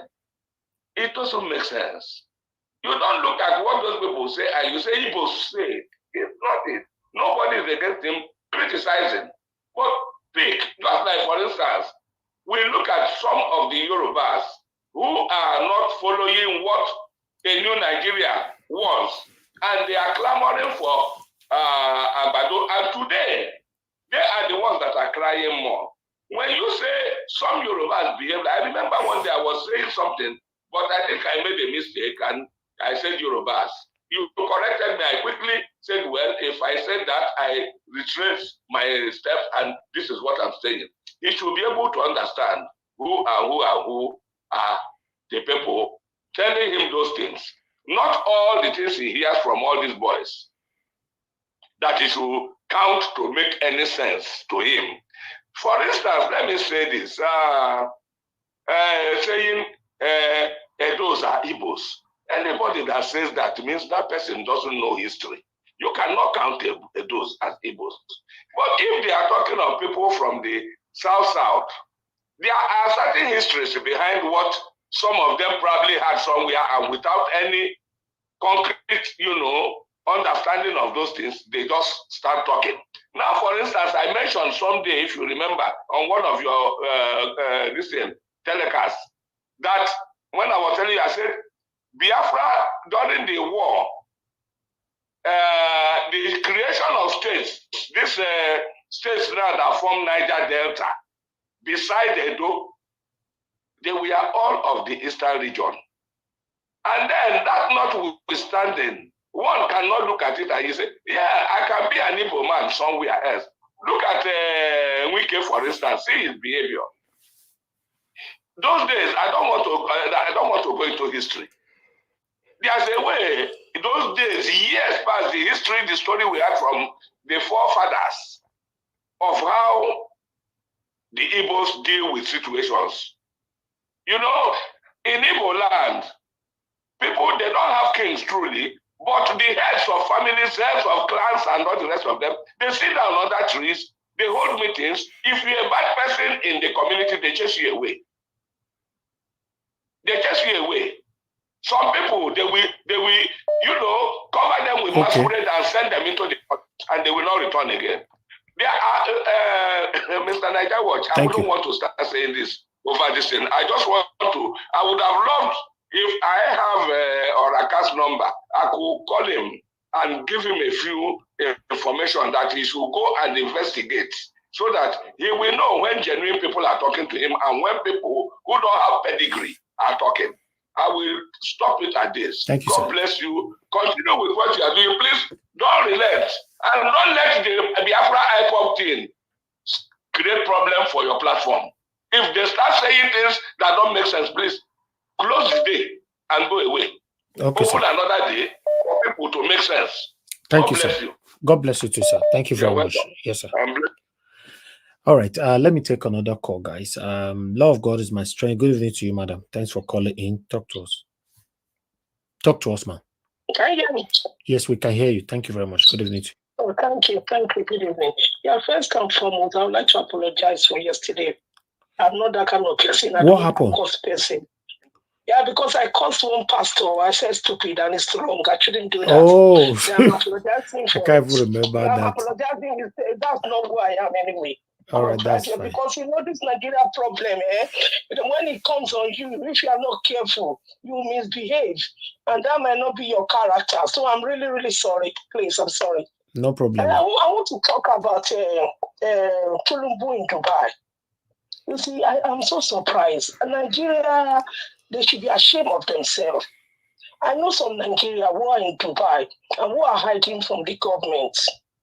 Let me just know I'm going to put it in code. And they manage to go and sleep in the farms. They work in the farms. Some of them in the night, they run to the desert. It's a long story, so I don't want to talk about it here. For a government of a country, Tinubu, to carry people as much as this, and you have your citizens in that same country who are running, hiding from whatever, we know what they're hiding from anyway, and you can go there, and the people that are chasing them, the government of Dubai, they know that your people are in that country who cannot eat, and you can come to their country with 1,411 plus people to move them into a country. Number one, you are helping the economy. I'm telling you, Tinubu is a mistake. Nigeria, we have entered one chance. These people don't even think about anything unless to enjoy. I just want to imagine, to look at the face of Nigerians who are sleeping under anywhere that they're sleeping, who are sleeping in farms, who they don't pay even money when they farm in the land, in the garden, in the farm, they don't pay them money. So again, they will chase them away in the night. I'm telling you, I know this, so that's why I'm talking about it. So it is, and look at this government, who went there and they are showing us if they have money, and your country is bleeding. It's a shame. Number two, the pastor that said we should pray. I want to tell our great pastor, we have prayed though. Hey, we have prayed. Nigeria, if they want to look at people who pray, all over the world. Nigeria is the greatest country that can pray. Go to Nigeria, every corner we have church. Even some people are doing church inside the house. They turn it to church. You will see where they say deliverance center. Capture them when they are unbeliever. I see it when I go to Nigeria. So we have prayed though, and moreover, we cannot pray again. Oh. Please, he can call Tinubu and his children to go and fast and pray for 3 days. I don't think Nigeria can fast any longer. 3 days fasting. They have done it every day. They fast every day. Every day Nigeria is fasting. Some of them can't see food to eat. That is fasting itself. So this our pastor, our man of God, please, you can call Tinubu and Sheyi and Remi Tinubu at the end of the country they are now. They should please fast for 3 days and beg God to forgive them so that they can return Nigeria back to where it should be. Nigeria cannot fast again. They are already fasting because they are hungry. Number 3, Nigeria Wash and everybody on the panel and comment section. We miss Mr. Peter Obi to be our president. We miss. I'm sorry. It's okay. Madam Love, it's okay. It's okay. Let me go. We miss Peter Obi. I have to say it. We miss him. It's okay. It's okay. Thank you. Thank you. Yeah. Wow. Okay. Thank you, my people. Miss Elvis. Yes, sir. I'm so sorry. You know, that woman, she said something that was so profound. We have many Nigerians, for example, the country where I live, that are working under the table. The reason because they don't have documentations. Now maybe their visa already expired. They cannot go back. They cannot go front. Now you now enter, maybe for example, as a president, a country that like that, with 1,411, and the people of that country know what your citizens are going through. Would they, man, that man says something that is very profound. All right.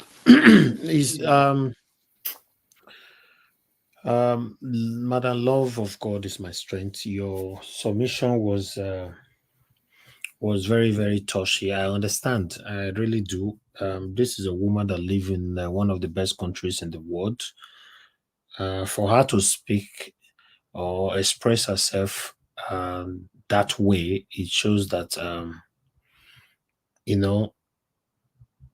she's one of those people that lives abroad that was actually hoping to move back home if Peter Obi came in. But unfortunately, a lot of people's hopes have been dashed because these people didn't give the presidency to Mr. Peter Obi. And if you look at it the other way around, you can as well see that most people that were joining this broadcast during the time of the campaign, most of them actually confessed during that time that they can't wait to move back home after Mr. Peter Obi have been sworn in. They stopped coming to the broadcast, not because we've offended them here, because many of them have given hope for Nigeria. And people, we always say most of the time that people in Nigeria, they are suffering. They are suffering. But sometimes we forget to say that what about us that lives abroad? If you have to check it, one way or the other, we are also suffering. Yes, maybe our suffering might not be the money or the security or the comfort, but yeah, mentally. Yes, mentally, we're suffering. A lot of people traveled abroad. All of us that are abroad today, many of us traveled with a dream. And most of us have acquired or rather achieved that dream. Then to go back to Nigeria, you cannot steal. Then many of us as well have built houses in Nigeria, mansions. But unfortunately, you cannot really enjoy your buildings in Nigeria because you still cannot boldly move back home. So a lot of them were very, very hopeful during the time of the campaign, the election and all that. But now, for you to see a grown-up woman shed tears like that, you should know that some of her hopes have been dashed. Yes, which she knows she can never get from these satanic APC people. It's very unfortunate that we find ourselves here. Like I said, I did my part, and that's what I'm still doing. But I don't know how this can change. But if you are one of the people that lives abroad and you're listening to me today, and you've given up in Nigeria, I understand. But I will still beg you not to give up. Because if you give up, I give up, we give up, that better Nigeria, we can't have it. And guess what? This satanic set of people that have been recycling themselves since Nigeria was created, they want you to give up in Nigeria. They want the best Nigerians that we question them to jackpot out of Nigeria. Why the gullible ones will stay with them. And if you have to look at it holistically, you realize that most Nigerians that is vocal, outspoken, they have left Nigeria. Most intelligent Nigerians have left Nigeria. Those Nigerians that have stone in their head, that can lead a protest to say nothing they happen, they have left Nigeria. Many of them are not in Nigeria anymore. And these people are happy whenever this is happening. They want you to travel. Nigerian government are not against jackbuying. They want you to go. If you complain too much, get out, go. So this is one of the reasons why I say all the time that the situation in Nigeria is not just affecting the people in Nigeria, it's also affecting us in abroad. Yes. If you want to know how it affects us in abroad, look at the repetitive activities you do every day. The same thing. During the summer, sometimes most of us are released, or rather relieved, to do some kind of things, visit somebody, go to one or two parties, for those of you that party. Now, winter, if you are working, go to work, come back home, eat, go to your kitchen, go to your living room, go to your room, go to your bathroom, toilet, then go back to sleep, my friend, and sleep. That's it. Nothing else. So if you look at it, regardless of our country is bad, our country is bad. If not because these people make the country uncomfortable for you and I, Nigeria is far, far, far, far better than abroad. I know some might argue with me, but I will tell you that Nigeria is far, far, far better than abroad. That's our home. You can't be in Nigeria, you say you're bored. It's not possible. How? Right? But in abroad, most of you have the best clothes in your wardrobes. But those clothes, you don't know where you want, where I go. You have the best shoes, the best bags. You don't know where you want, where I go. You have money, real money in your account. Yes, you've bought houses in abroad. Yes, fine. But you're still living a boring life. And the causes of this is bad leadership in our own country. This is why I say all the time that the situation in Nigeria is affecting all of us. It's just that some people they don't want to agree. It's affecting all of us. For a grown-up woman to speak like that and start to cry, some of our hopes have been dashed. Meanwhile, let's move on. I have this article that I want us to look. Only in Nigeria, you see things like this, and they call it mistakes in the expense of other people's lives. Look at this.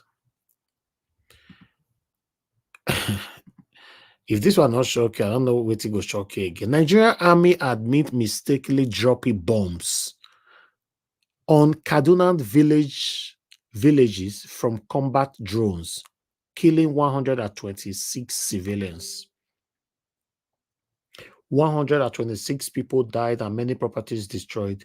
Nigerian government said we mistakenly dropped the bomb on the Kaduna villages. Mistake.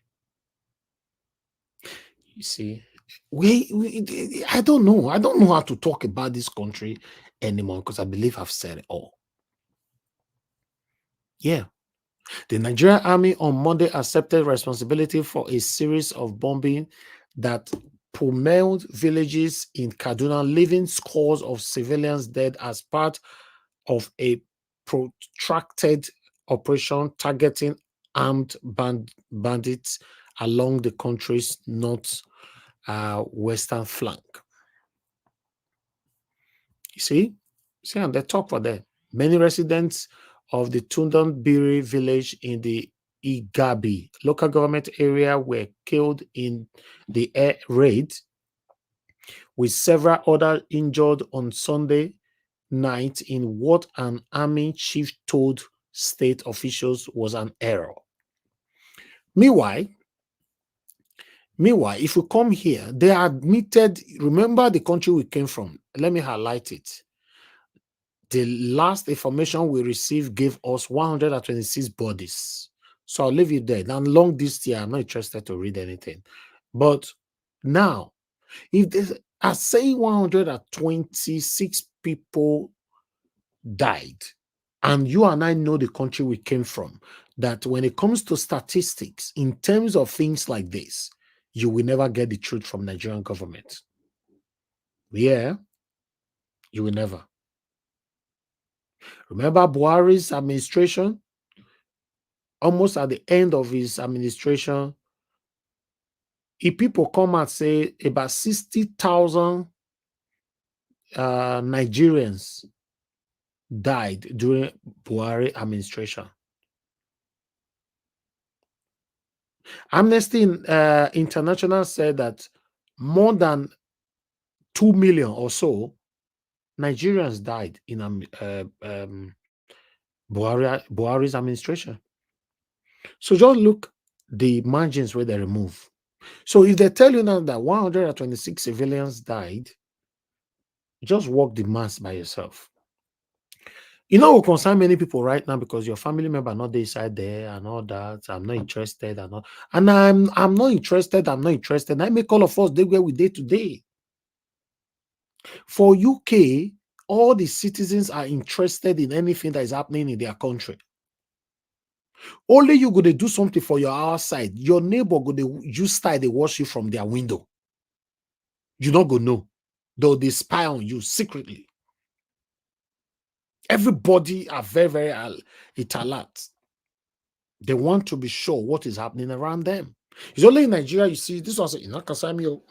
May God protect me and my family. Not concern me. That's why we are where we are today. It's very sad. Very, very, very sad. But I still strongly believe that Nigeria will be better someday. But the reason why I'm putting all the effort to do what I'm doing today, because I wanted Nigeria to be better in my time, by God's grace. Yeah, that's what I want. I know obviously Nigeria will be better. But if it not happen for our time, it not go good now. Yes.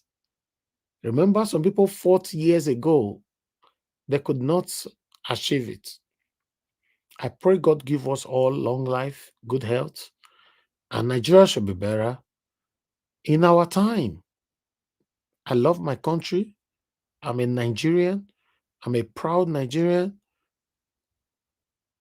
And nothing can change that. And for those of you that is saying that you're not a proud Nigeria anymore, or you want separation, or you want Biafra, Ododuwa, whatever, I will never kick against what you want. May God bless you all. That's fine. With what we are facing now, for someone like me to even be saying that, no, I'm still proud of Nigeria, suppose no say get the way, wait till they go through my mind. Some people don't want to hear this, and I will never blame them for it. If you don't want to hear it, that's a normal thing. I understand. I'm not against it at all, because these people have pushed us all to the wall. Very sad. Thank you very much, my people. Thank you for those of you just joining us. Divine Cross, thank you very much. Peggy Modi, thank you. Thank you very much, Madam Ame Bright. Michael Abba, I can see you as well. Thank you, my wonderful people right there. Thank you. Please help us to press on the like button. Destiny Available and many, many others. And God will bless you now. Okay, let me give opportunity to the people. We don't have enough people on the panel today, so we're going to be rounding up after Mr. Ike finishes submission.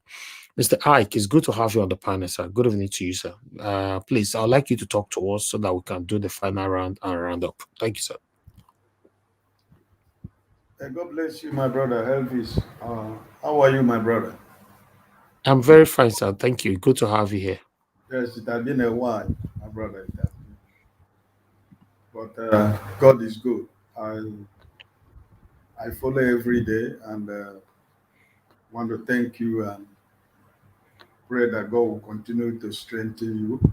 Uh, it's not easy, but we are getting there. Like your last statement just right now, he said, you know that Nigeria will be better, but if it doesn't happen in our own time, it's not going to be good. That is true. We are hoping that it's going to be better in our own time because that's what we wish to see. Um, we want to bequeath our children a better Nigeria. And it has not been easy, but the Lord is our strength. Thank you for all you do. Thank you, sir. For our brother, give us our mandate and Alex and CM and the rest, who are almost every day with you on the panel. I want to thank God for you, for the grace upon you and the strength you have. Some of us who wants to be part of it every day, time differences is always a very difficult thing. I'm living in a small island where our time difference is quite completely complicated for me to be on the panel most of the time. When the panel is on and working, and sometimes it's difficult when you work in a public place, it's not easy for you to keep up with trying to follow what is going on or be part of it, but I can be listening. So God bless all of you for all you're doing. I don't know what is the topic of today. If you might just give me one or two so that I can be able to cue into. Okay, yes, we are talking about consumption. Tinubu and his people that went to Dubai for the COP28, they call it. And he went with his delegate, 1,411 delegate from Nigeria. So we are talking about the amount they might have spent on their flight tickets, their hotel bills, feedings, and many others. So that's what Nigerians have been talking about since yesterday. So that's what we're talking about as well. Thanks, sir. Okay, it's good. I've been following since yesterday about the event. But should this surprise anybody? I mean, it should not be a surprise to anybody that this is what it is. Um, we did everything humanly possible to have a better Nigeria in February. Nigerians decided that it is time that they want to make a change. Every bit of Nigerian, every part of us who believe in a true Nigeria, we all played a part to see that we have a better Nigeria. But the satanic people or the the privileged few in the midst of 200 and something million people decided to take what was freely given to Nigerians by their choice. They decided to take it themselves. This is where we are today. So it is painful, it's sad. We will continue to talk. Nigerians will continue to express themselves. And I think that it is good that right now, this illegitimate government has come to understand that this is, I think we are becoming, this is the first time we're having real opposition. Peter Obi has positioned himself. Our principal has positioned himself as an opposition, and you can see the heat is on. Heat is on everywhere. They are having sleepless night. You know, they cannot sleep. Pikin wey say mama no go sleep, he too no go sleep. Na so it be. You know, get any other way, my brother. Pikin wey say mama no go sleep, he too no go sleep. So we're on it, you know, and they will continue to make their mistakes. They will continue to fall into the holes that they dig for themselves. And the time shall come when there will be no more to fall in. And when the cave will cave way, and I think the new Nigeria will be bad, you know. So, listen, you can imagine. They told us last week or last month that they met an empty treasury, right? And all we have been seeing since this illegitimate government came into power is all about wasteful expenditures, jamborees, you know. It has been carnival trip and touring and you know, flying. You know, this is what we have been experiencing, and they keep telling you that they don't have money. But you see what it is. So, like as you said, even if we make that calculation, say by 1 million, if one person at least, we know that it is more than that. But you can see how much is the budget of Nigeria. How much does Nigeria as a country make in a month? And how much do we use to service the debt that we're owing? And how much do we, that is remaining, that we put in infrastructures, or in school, or in health, or in security, or in electricity? We are left with nothing, my brother. We are left without a country. You know, listen, this craziness is going to go. These people have taken Nigerians to, listen, they have studied Nigerians and they know we cannot do anything. So they can just do anything and get away with it. This is what it is. They don't see Nigeria finish, my brother. They don't see us finish, my brothers and sisters. They don't see us finish saying, "Na talk, we go talk." If we give them 1,000, he go to beer parlor to sit down with a bottle of beer and a plate of pepper soup, and everything is gone. And tomorrow is another day. So they don't see us finish. You see, my brother. So this is why they know we can't do anything. They know we can't react nothing. They say that they can only talk, but they cannot do anything. So this is what it is. 8,411 under the expenses of Nigerian money, where workers in Nigeria don't have a better salary pay, where there is a lot of unemployment, where there is insecurity in Nigeria, where a bag of rice is 70,000 naira, where people cannot be sure of their daily bread tomorrow. And this is the government we have. This is what we have gotten as a country. It's a shame, and it is disgraceful that Nigerians have found themselves in this situation. My brother, we cry that what we hoped for didn't come to pass. I don't know if you listened to Tanko Yusuf interview at Channel this morning. You can see Chamberlain. You know, you can see Chamberlain with his argument. Where did Mr. Peter Obi got the figures? You can see his argument. At the end of the day, he fall into the trap because he was interviewing an intelligent young man who has been in the system, who knows what the system is all about. Because they want you as a Nigerian to prove to them they are the mainstream media who are supposed to know what is going on in the country. They are the people who are looking for people like you to give them the true information of what is going on, you know, or they are pretending as if they don't know what is really going on. But I thank God for Mr. Tanko. He stood his ground and he proved to Chamberlain that he doesn't know why he became a journalist. You know, this is what it is. Look at how much, consider how much, Brother Elvis, that is going into that country for these few days that are going to have this conference. Consider the economic impact to that country in every aspect of economic well-being of a people. Can you see how much of enrichment that this country is getting? From most of the country that cannot afford to pay a salary to workers in their country.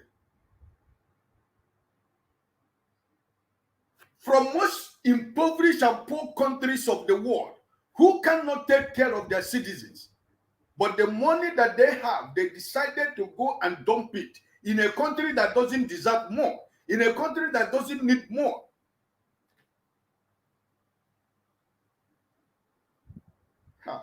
My brother, it is unimaginable. These people, they have seen us finish. And this is the game they are playing because they know that we can't do anything.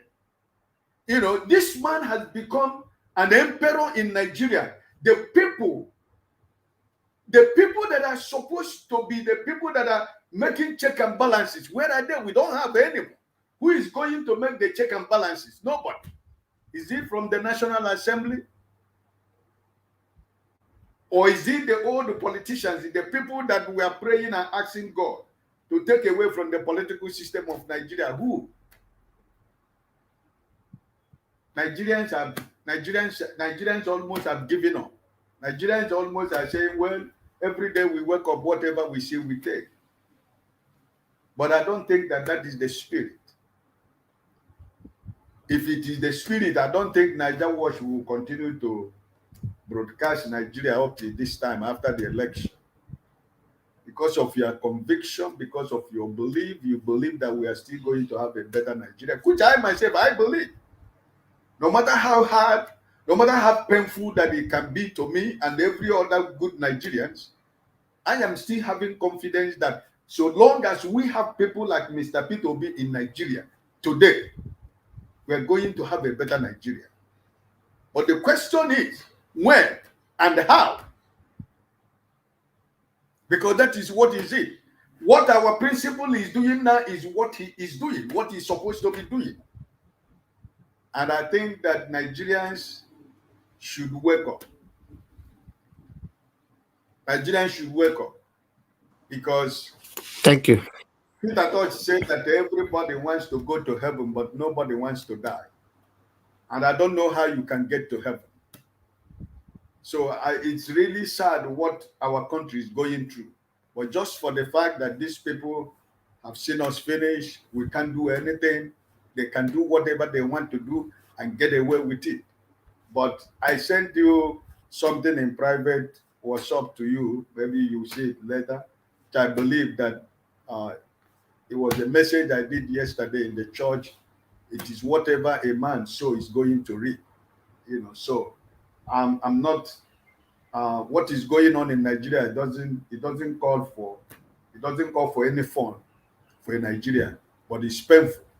As long as some of us who are still carrying Nigerian green passport, it is more hard and more frustrating and more stressful when you are traveling with Nigerian passport. But what can I do? What can we do? What can I do? I'm a Nigerian. I'm a true Nigerian. And I will remain a true Nigerian. It doesn't matter whatever happens. If Nigeria themselves decide that it is time for us to go our separate ways, we do it in peace. We have fought war. Now we are not going to fight any war for Nigerians to, to be a country or to live separately as a nation. I don't think Nigeria is going to go to that way anymore because we fought it the other time, and I think it was an ignorant war that we fought. But right now, I think when Nigerians decide that it's time for them to go, I think we shall do it on a platter of, on a platter of tape where everybody will discuss what they want. And I hope, and I am praying that this National Assembly will have a new face where there are going to be a discussion of Nigeria, a way forward for Nigeria, so that Nigeria can be able to live as a country where you and I and every other person have an equal right to everything that belongs to Nigeria. I don't want nobody to be seen as is not part of Nigeria, or somebody as an alien, or somebody who is a visitor in Nigeria. We're all Nigerians. We're all carrying the same green passport. So I just believe that we need peace in Nigeria. We need to coexist among each other. When we are, all of us that live outside here, when we see ourselves outside Nigeria, we live like we're from the same family. So why should we in Nigeria not live the same? God bless you, my brother. Thank you very much, Mr. Ike. May God bless you. I saw your message. I was so surprised. I totally forgot that you're a pastor, So, ladies and gentlemen, let's listen to 1 minute of what Mr. Ike was saying here. Although it's a long videos, but I just want us to take 1 minute for you guys. I am a realist. I'm a pastor. I'm a practical pastor who believes in the truth of life. Oh, wonderful, wonderful. Let's listen to this. It's the word of God. De palabra de Dios. For the fact that I am standing here to minister the word to you does not mean I am not affected by this word. No, there is no exception. Whether you are a believer or you are not a believer, the consequences of the seed that you sow is what you are going to reap. I cannot reap your seed. The only way I can reap your seed depends on the seed that you sow in my own life. Whether it's good or whether it's bad. All right, I'll stop you right there, my people. I'll share it into the group. That is Mr. Ike right there. Mr. Ike, thank you very much for the voice you have right there for not just for Nigeria, but for the world, for a better world that we live in. God bless you, sir. Thank you, my brother. Okay, let's move on, my people. I would like to appreciate you, Madam Amen Bright. Thank you very much for the super chat. May God bless you. I appreciate every one of you. Michael Abba, I saw your message. It's heartbreaking. Yes, we all are here encouraging ourselves. Hopefully that we'll have a better Nigeria someday in our time. Thank you very much. Okay, the last person on the panel, which is Mr. Jonathan Kingsley. Mr. Jonathan Kingsley, it's good to have you on the broadcast. Good evening to you, sir. I'd like you to talk to us, sir. Are you there? We can't hear you.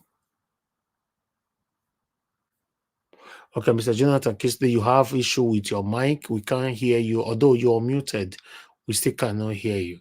So let me move on to the next person. When you are ready, after this person, we'll try again. Okay, let me quickly go to give us a mandate. Give us a mandate, sir. Please give us your final submission of the broadcast today.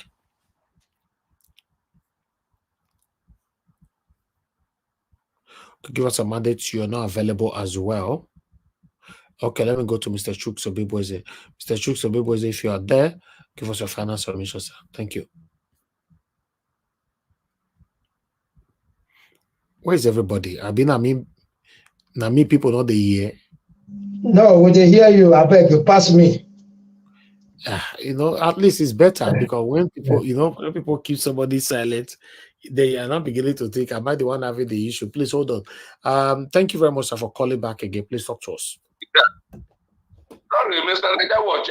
God bless you. You will wonder why I called back. I had a very shocking something now from you, saying that the Nigeria Air Force, or is it the Army, bombed Kaduna State. And they claim it's an error. Yeah, they say it was a mistake. Did you hear me laughing? Hey, Mr. Niger, Niger was. Do you realize that the what do you call it? The Defense Academy is in Kaduna. Are you aware? In Zaria. Okay. That is where all Nigerian military are trained. And then the question we'll ask again is, which part of Kaduna State did they bomb? It's there. They said it. Everything is there. If you check, it may be the Zaria side. And that is the Christian side of Kaduna. If they do this and they say it's a mistake and the military are not reacting to it, what happens? Okay, if it were a mistake and they go and bomb right inside the heart of the military of Nigeria, we are all the soldiers that have been trained from time immemorial. That's where they go to for every training. Judge. That's where it's called. That's where they call that.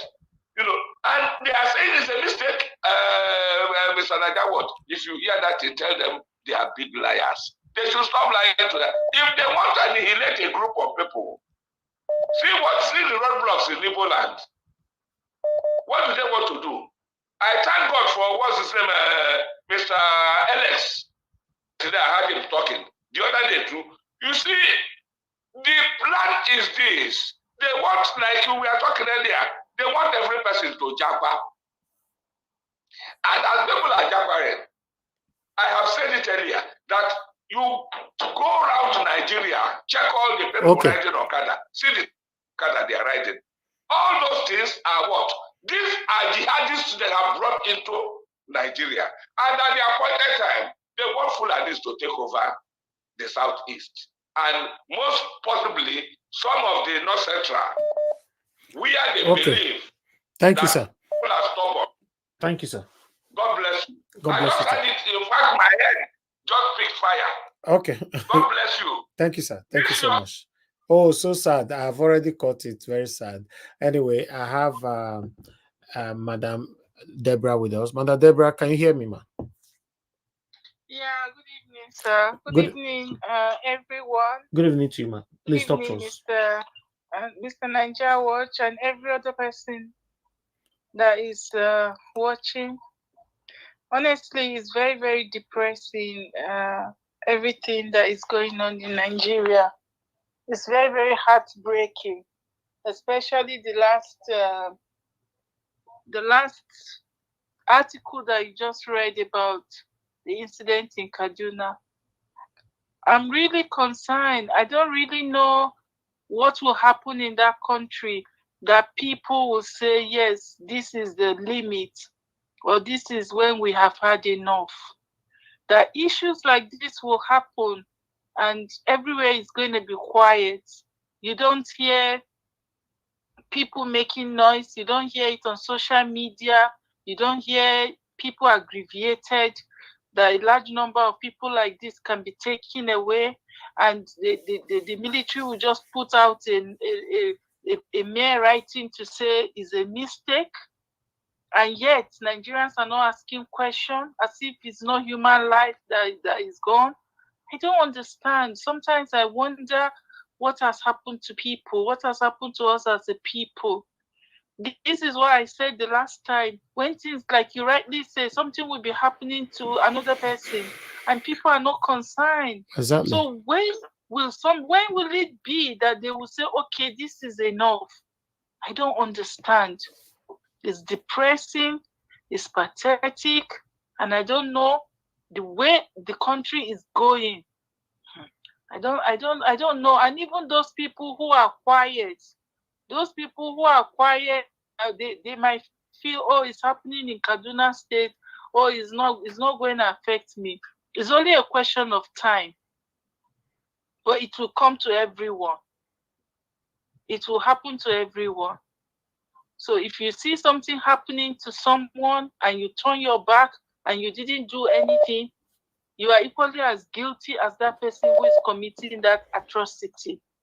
So that is all I'm going to say. All Nigerians are quiet. Those people who don't think, oh, it's none of my business. It's just like when you see an abuse going on and you refuse to do anything, you are as guilty as the person committing that abuse. Mm-hmm. And all Nigerians that are quiet at the atrocity that is happening, they are as guilty as the people who are perpetuating those things. And it's only a question of time. It's only a question of time. I feel bad. I'm saddened by this incident. And for them to say it's a mistake. What kind of mistake? I don't believe this is a deliberate attempt. Might be a mistake, I don't know, but with more investigation needs to be carried out. But obviously, the way the matter, if you didn't even bring it out, I didn't hear it from anywhere, not even on the internet. You would expect that an incident like this, everybody should be talking about it. But as usual, there's nothing. People are just going to just look at it as if it's one of those things that's become a normal happening. Thank you. Thank you, madam. May God bless you. Thank you so much. Thank you, sir. Thank you. Yes. All right. I have another person trying to call in here, you know.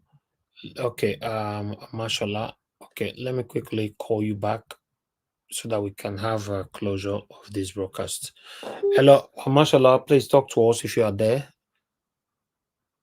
Good evening, good night. Good evening, sir.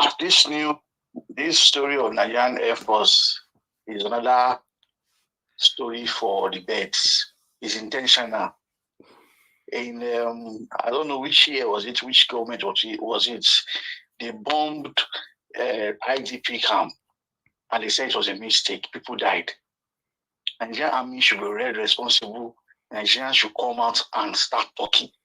This is how they will bomb somewhere and tell us it's a mistake. How can a military man say they did a mistake on his own citizens? Now bombing your country and you're telling us it's a mistake. Whoever is in charge of military should be sacked. That's the height of rubbish any military man should come and see on papers. That is the height of stupidity. You do a mistake and you're coming to tell me it's a mistake. You're doing something intentional.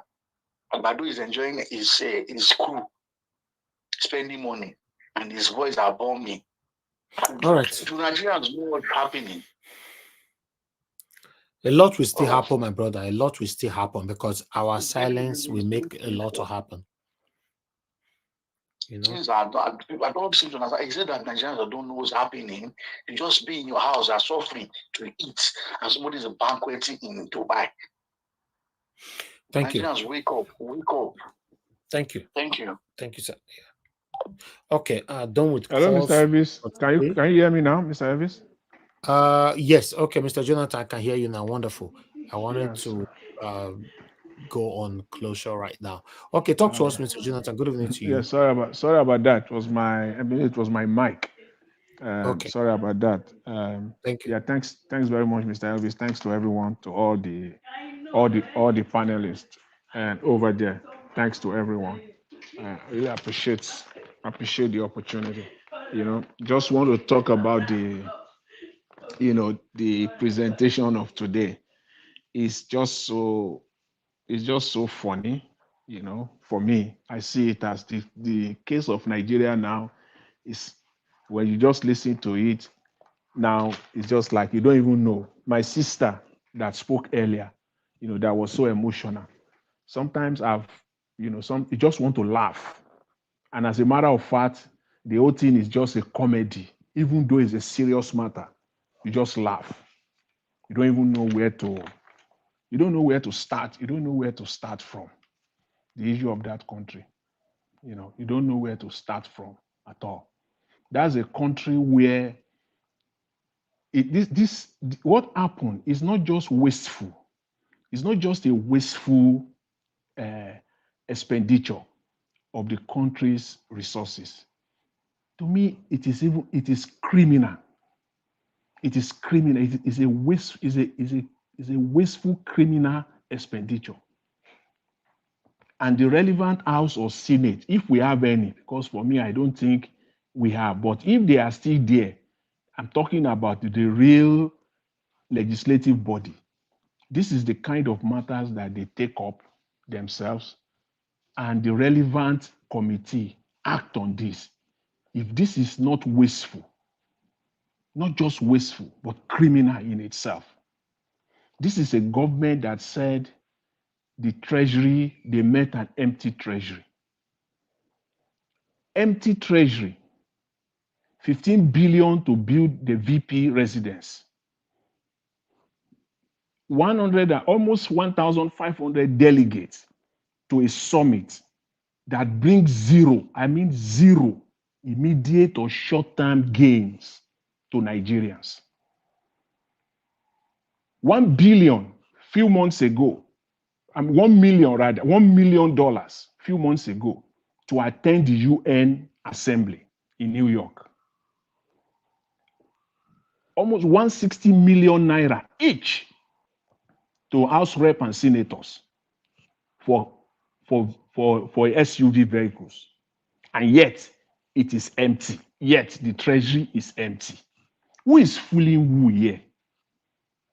A country where the cost of food, let's even put every other thing aside, the cost of food is going up on a daily basis. In fact, not even daily, on an hourly basis.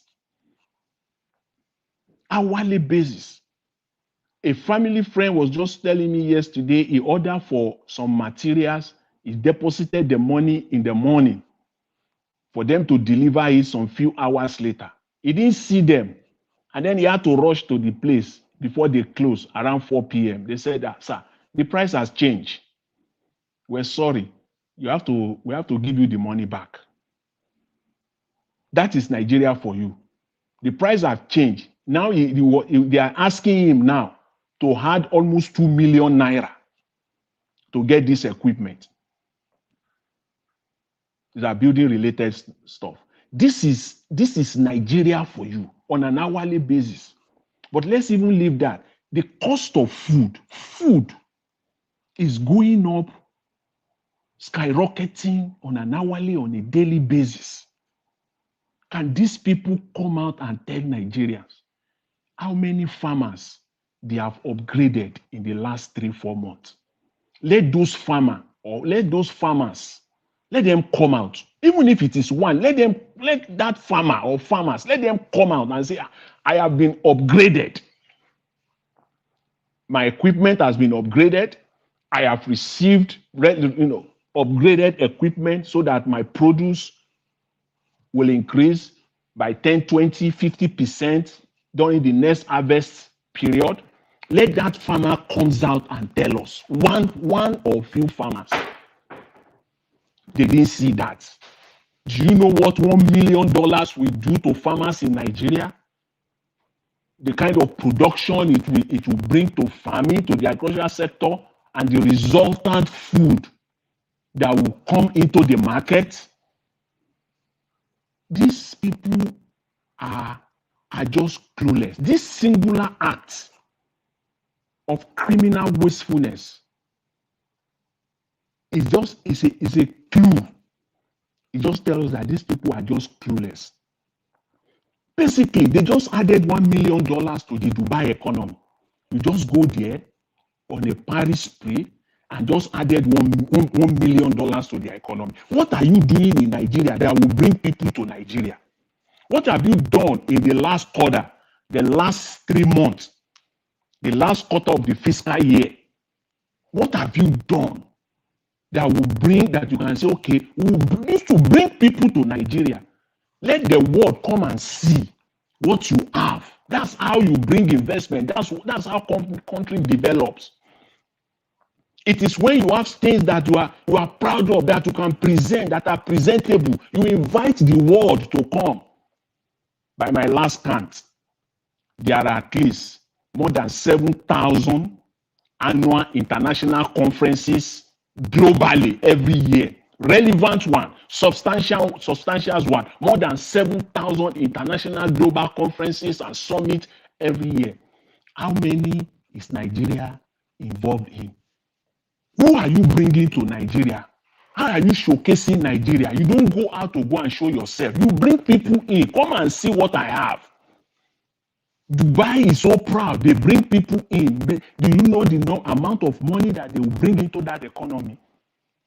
Because you don't have anything to show in Nigeria. As a matter of fact, nothing.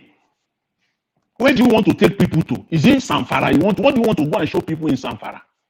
What do you want to, even our Lagos, the so-called Lagos, what is it you want to come and show the world there in Lagos? Is it Abuja? You only bring people there, they stay in the hotel for party for 3-4 days, spend money, sleep and party, and then they all go. What are they bringing to Nigeria? You have nothing to show. You have nothing presentable. You can't present Nigeria to the world. And you are going there to go and waste money. A good government, what you will do, you will work hard, sleepless night with your team. They themselves will know that we have worked. That you will be proud to bring people. You want the world to come and see. That's how countries develop. Countries are proud to bring people. They look for, you go to those conferences, you want to pick at least 3, 4, 5, or even a dozen in a year. At least 1 dozen, 12 out of 7,000. If you distribute it by 100 countries, that thing can go around. Each country can have 100 conferences. Each country can have 100. Talk less that some countries will even have nothing. Countries like Nigeria. Which means that you can have 10 or 12. That is a fantastic opportunity for you to showcase Nigeria to the world.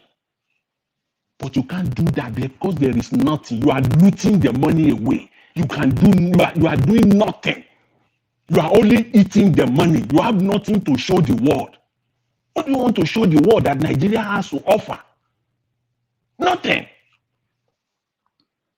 That is how countries develop. When people come, when your home is beautiful, you have a good home, your home is presentable, you will be proud to invite people to your home. You will be proud. Even if you are not the type that doesn't want people to come. You are an introvert. You don't want people to come and see what you have. But when the opportunity provides itself, even indirectly or unconsciously, you will not panic. You will not panic because you know you have a good home. You want to present. Now we're talking of a country, a sovereign country. All you do is to go out there. In January now, they are going to Davos in Switzerland. That's another jamboree. They go and waste money. What do you have? Who can you bring to Ekiti State? What conference can you say, okay, this conference is going to be, is a world conference. It will be held in Ekiti State. This is a world conference, whatever conference it is, it will be held in Ebonyi State. Or this one is going to in Taraba. Pick them, organize them, but you have nothing to show. You can't show anybody. You are not proud to show your house. Is it the agricultural sector you want to portray the world to come and see? You can't. Is it the educational sector? You can't. Is it the tech side? You can't. Even the Ajaokuta steel, a massive, gigantic, investment asset that is sitting down there, wasting away. They can't even develop it so that they can bring the whole world to come and see what we have in Ajaokuta. Organize a world conference, a world summit, call it whatever. Bring people, let them come and be proud all over the world. Organize it. If that is what you are spending money on, we will say yes, because you are bringing people to Nigeria to come and see. When 2,000 people attend that kind of a conference, you will catch 1 or 2 investors. That's how countries develop. But these ones are clueless. They don't want to govern. They don't want to govern or build the country. They just want to steal the Commonwealth, as they are doing in broad daylight with reckless abandon. just stealing the country with reckless abandon. So wasteful. So wasteful. No production agenda of any kind, even the least of it.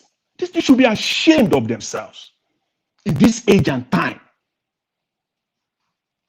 Here's the question, the fundamental question. Yes, climate change is a global phenomenon. It affects everyone. It affects the world.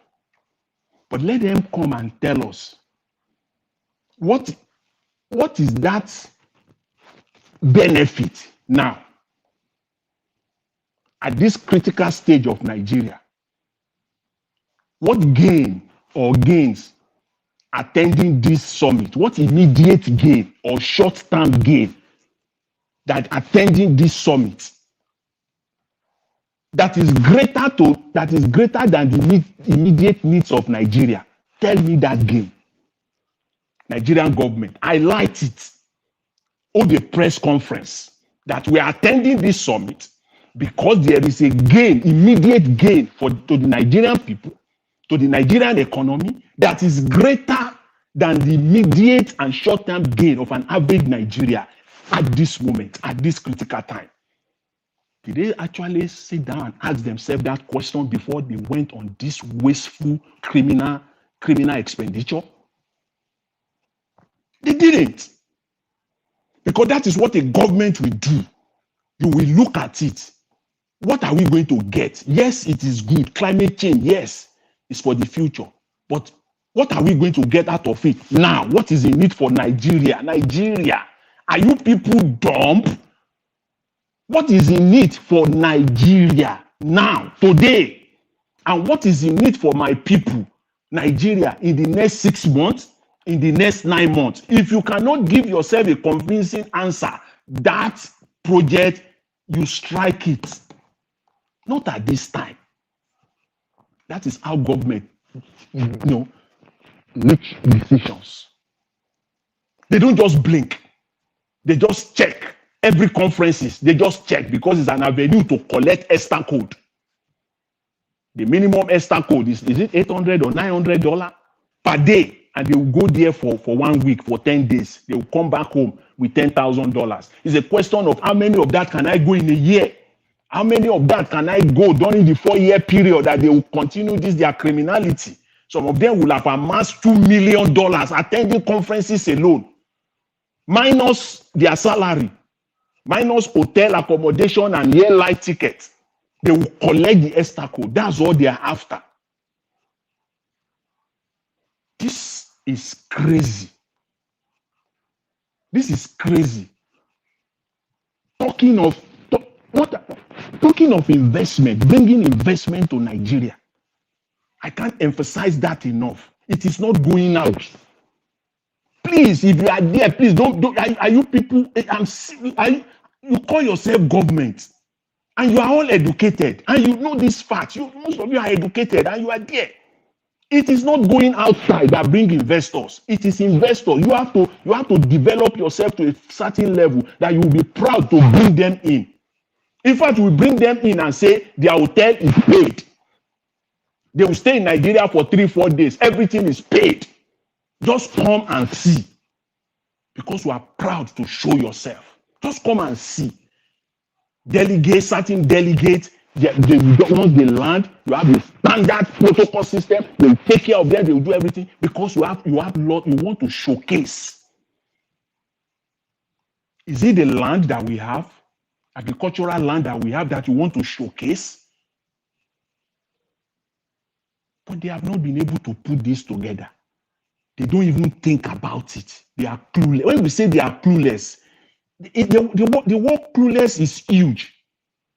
So it's because when we just say it, sometimes it might just sound vague. But when you break it down, you can spend a whole day on it. These people they are just clueless. They are just clueless. Nigerian universities are dead. Nothing to showcase. Rather, everybody is thinking how they are going to send their own kids outside to go and study. That's what everybody is thinking. because you can't showcase Nigerian universities. You can't. You can't. This is where we are in Nigeria. And these are the people. Peter Obi was talking about production rather than being wasteful. Yes. Okay. Of all the money, of all the money they have wasted in the last 6 months alone, take 20% of that money. We can go on and on. Take 20% of that money. You will have put it into production now that will have guaranteed at least at the minimum 10,000 jobs. That is minus 10,000 from the people that are jobless in Nigeria. That is where we are, Mr. It is just left for us. I thank you very much, Mr. Elvis. I will leave it at that for now. I really appreciate it, and I hope they are listening, and I hope they will just do the right thing. And I just want to say lastly that I really agree with you. I can't agree with you more that Nigerians are, a lot of us that are abroad, we may not be financially suffering, but indeed we are suffering in so many other ways. In fact, I agree with your analysis on that. Thank you very much, Mr. Elvis. Thanks to everyone. I really appreciate the opportunity. Thank you. Thank you, Mr. Jonathan. God bless you. I'll come back to you for your 5 minutes final submission as well. Okay, let me come to I'd like to come to Mr. Chuks Obiboeze. Please give us your final submission, sir. Thank you very much. Now don't call me. Yeah, I called this when you did talk. I know you hear my name. Sorry about that. Sorry. All right, you were in the I'll come back to you. Yeah. Give us our mandate. You were in the other room. No. Maybe when I was taking my lunch, because I have my plate here. Maybe that's why I know you. That is the other room, man. Go ahead. Yeah. Thank you, Mr. Jonathan, for making it clear. You know, you can be clearer than that. Sir. Thank you. It's Mr. Elvis, that last article you presented, you know, is really touching. You know, the only person I've seen over the internet, you know, agitating for that was Rufai Useni. You know, he was saying, hey, you can't give us excuse this time. You can't tell us it could be bandit, it could be this. That needs to be thoroughly investigated, and you come out with a bold statement. That's the only man I see, you know, asking about that. Like many of us are asking questions about our media, because that is where all these things are, you know, all these things start. The media is not helping matters. There's a lot of things that is happening. You know, look at people who are enjoying. Look, these people went for the birthday of, you know, they were celebrating the salah of a birthday of Muhammad, Prophet Muhammad, and they went there and did this. You see, I don't know. That tells us, you know, the corruption, everything they're doing in the military. Like one of the callers said, the whole institution that trains our military is in the same Kaduna. So if this, you call this a mistake, is happening in Kaduna, how about other places? How about other places?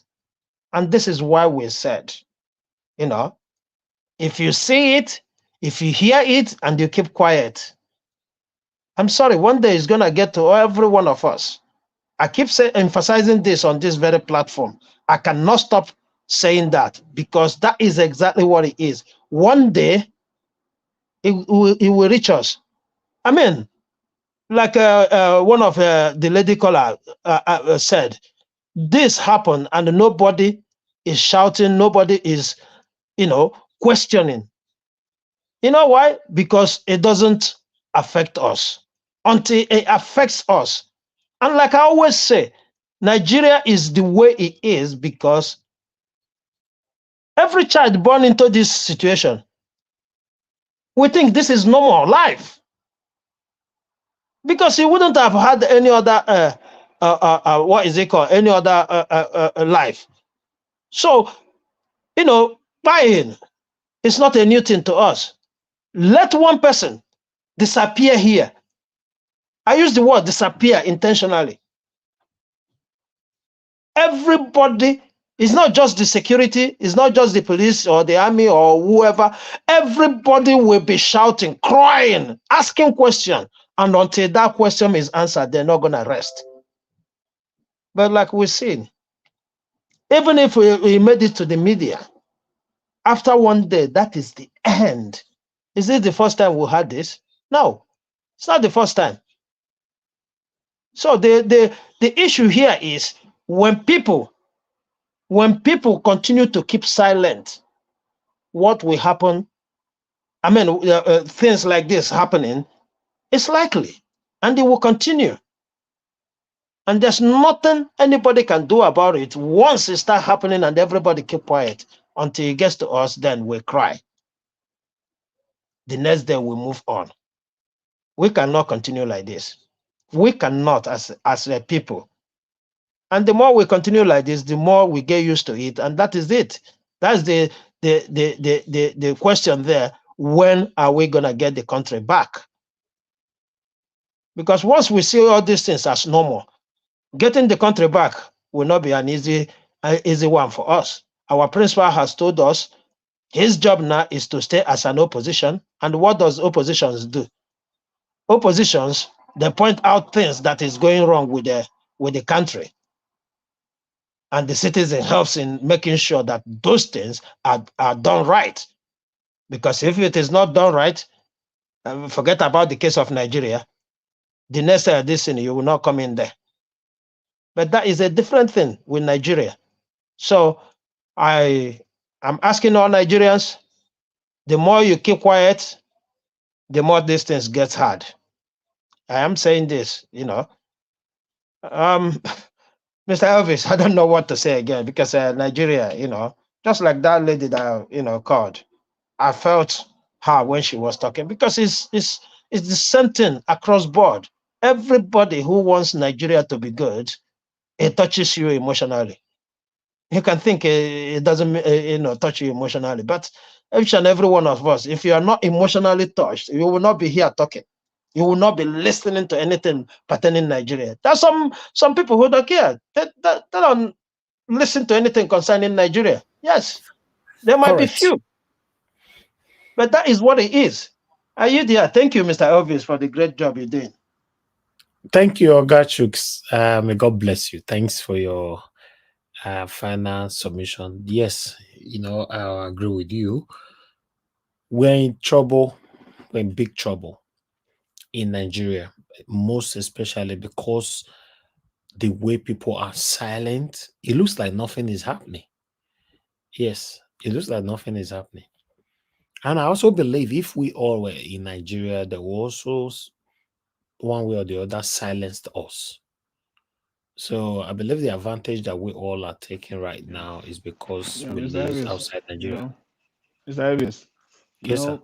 hello, you know that this silence thing, it's not that it's a new thing, no. It's a normal thing in Nigeria. It's just that it's a different time. We are in a different time. That's how we used to do. And that's why the government are used to it, that they will just do it, people will not talk. Things have changed. Things have just changed. That's why it kind of looks strange to us. That's Nigerians. That's just who we are. We don't talk. Once the government comes in fraudulently, we take it up, we agree with it, and we just move on. But they are just saying this now differently, and they cannot adjust to it. Thank you, sir. Mansi Maxwell. Yes, I can't see your face. So you say you did backstage. They see light, they flash. I hope your where you are is not noisy, sir. Please. Okay, I'd like you to just talk to us now then. No, it is not. It's not noisy, Niger Okay, Watch. wonderful. Thank you, sir. Good evening to you. Say me, it be my farm where I did, but I dey chill for some corner, some corner. Thank you, sir. Good evening to you. Talk to us. Good evening, my brother. 5 minutes. Good evening to my co-panelists. May God, as usual, continue to bless you, for what you are doing. Most people may not understand you know, the Herculean tax and the attacks that you are going to get for doing this. But I congratulate you for the kind of courage that you have, which I myself cannot even have to do this. I want to speak on the buying of 126 innocent, unarmed people in Tudu, Biri village in Kaduna State.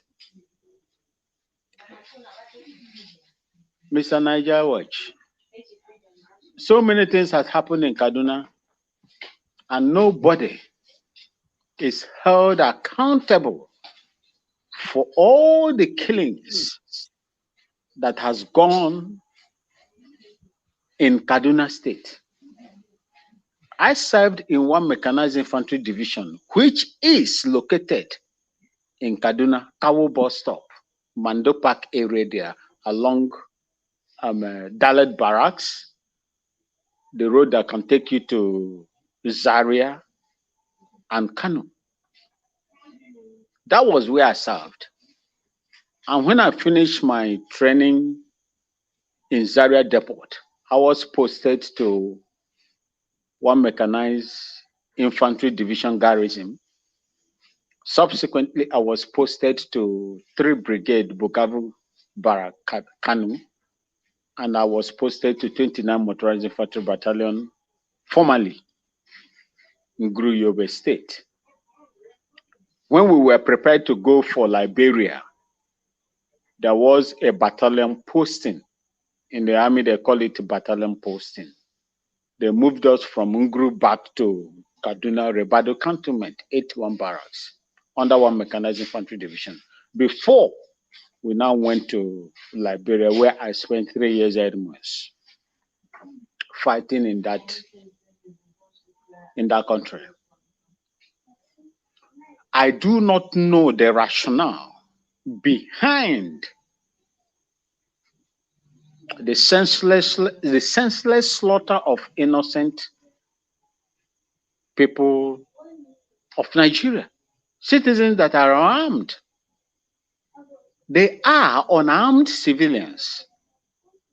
And I will tell you based on experience, even in Liberia, innocent people were not bombarded by Alpha jets that we used in Liberia, Sierra Leone, and other places. Innocent people were not senselessly slaughtered the way it is happening in Nigeria, our own terrain. This is not the first time. Many people, it happened in the Southeast. It happened in Niger State when people went for work. Niger Watch. They were also mistakenly, accidentally, what the army called accidental, or they call it accidental discharge.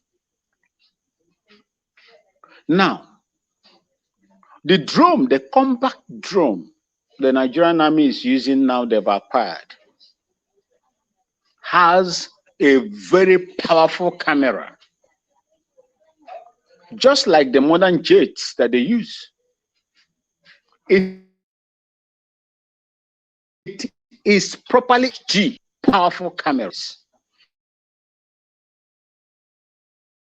that is above 500 meters to 1,000 kilometers, 1,000 kilometers. Yes, that is 1,000 meters.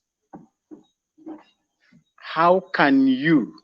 And the man that is operating that drone, because it's UAV, they call it unmanned area vehicle. There is a man that is sitting behind the firing circuit.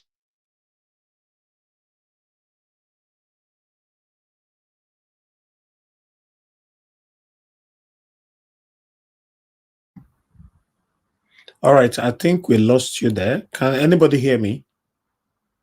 Yes, we can. Yes, I can hear you. Okay, Van Maswell, we lost you there. Anyway, your time was already off.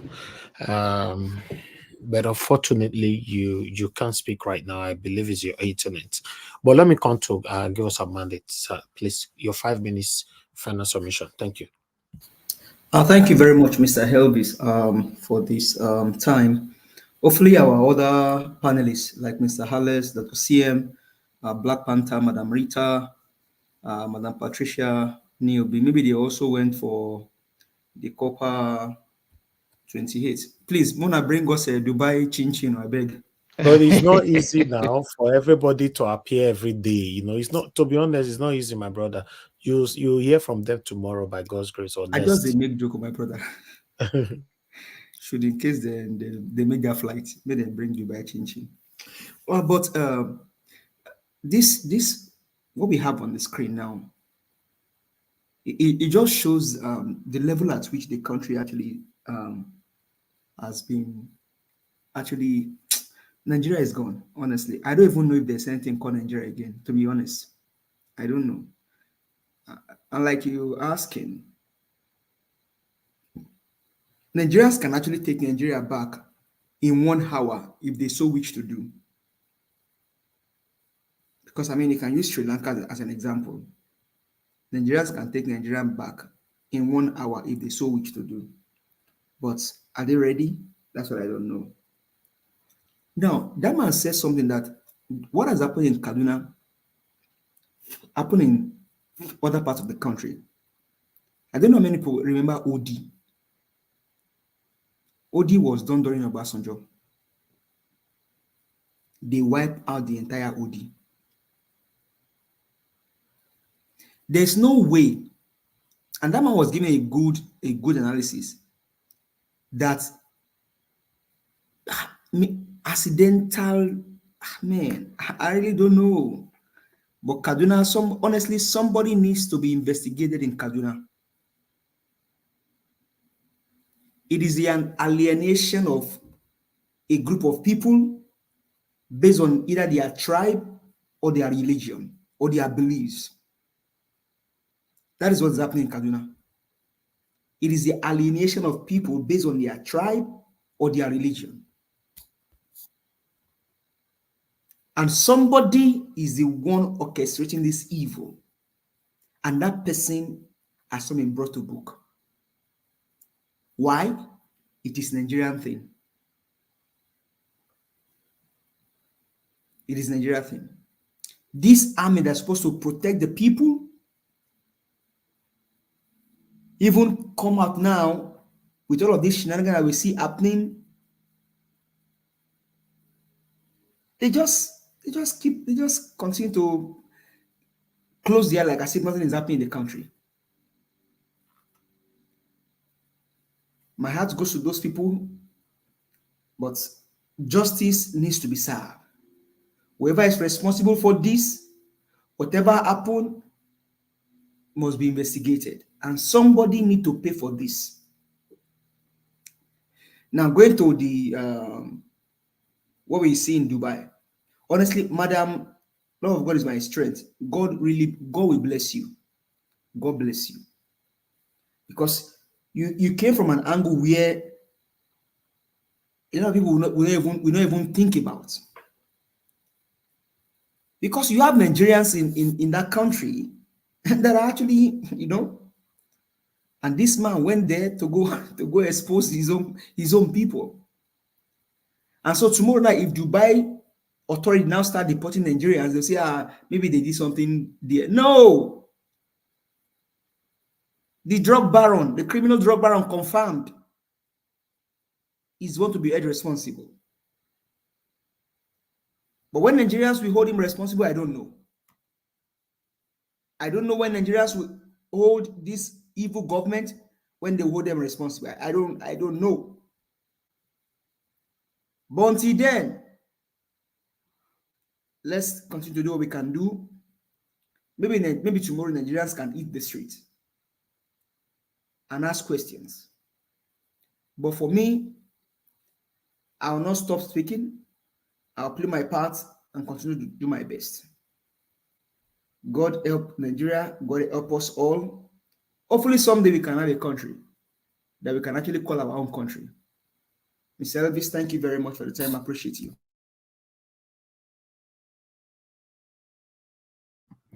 Yes, my brother, give us a mandate. Hopefully, we can have a country that we all can be proud of. But the way it be so, we never know. It be like a river where, where it never stable. I don't know how they talking for parable. So Nigeria might be like right now. So we are still observing it to see how it will go. Although this trip where they say Tinubu goes, so I don't know how true is that. They said he's also negotiating to give about 13 mega watts or something like that of light, permanent light in Nigeria. But the reason why I've not brought that here, where be that? Yes, for this trip, so so I don't know yet. I'm just saying. Once Mr. I've Elvis, confirmed that, sorry to cut you. The very first time when they enter, then tell us say they go bring investor from France. The last time you checked, yes, I know, I understand. Mr. Elvis, Yes, sir. give us a mandate. Don't say Nari Bobo. You know that one. Vuju me in the service. Nari Bobo be that. All right. Vuju like I have always said, if Tinubu start doing the right thing today, don't be surprised. The people that is against Tinubu today will drop 50%. I'm telling you. Because if you actually check what Nigerians are fighting for, I can't say all though, because some people fighting for selfish interest. If you actually check what 80% of Nigerians are fighting for, is a better country. So that's why it's painful and very, very sad to see that when these people come in, you don't do the right thing. So Tinubu is there now. He's already there. So except somebody that know how they will remove him. But if Tinubu start doing the right thing, like for example, like the rumor that we are hearing now over this light of a thing, it becomes a reality tomorrow. Mr. Jonathan that just said that in a boo-boo, I don't know how to call it now, we start singing his praises in that area. Because that's why we are here. We want a better country. I don't care whether I give us a mandate to go give us that better country, or Mr. Ike, or Mr. Shooks, or Big Boise, or Mr. Jonathan. No, I just want a better country. So, but unfortunately, this satanic set of people, they don't care about you and I.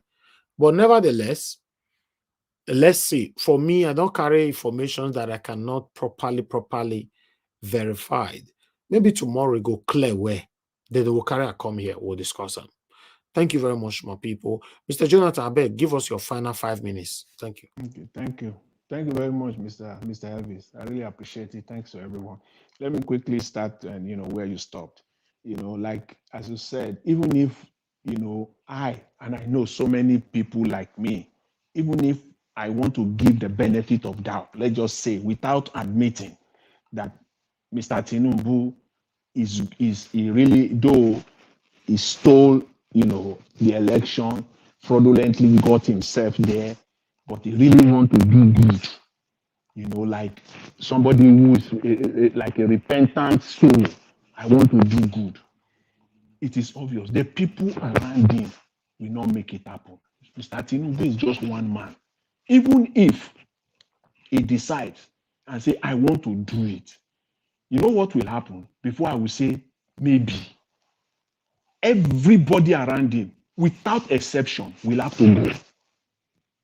Everybody around him, from his chief of staff to his personal secretary, all of them, personal secretary in the villa, all of them will have to go. Without that, it is not possible because he alone he's not the one that will do it. He is not the one. So that is the reason why. You are the CEO of your company. You call the shot. This broadcast now that you are running, certain things have to be in place. You know that certain things must be in place for this broadcast to go out as you have run it successfully, professionally. Certain things must be in place. And you yourself, you know that if those things are not in place, it cannot be effective. That is how far I will go.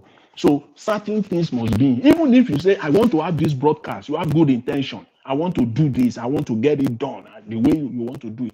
but you have put certain things in place. Those things that you have set, and they are firm, not negotiable for you.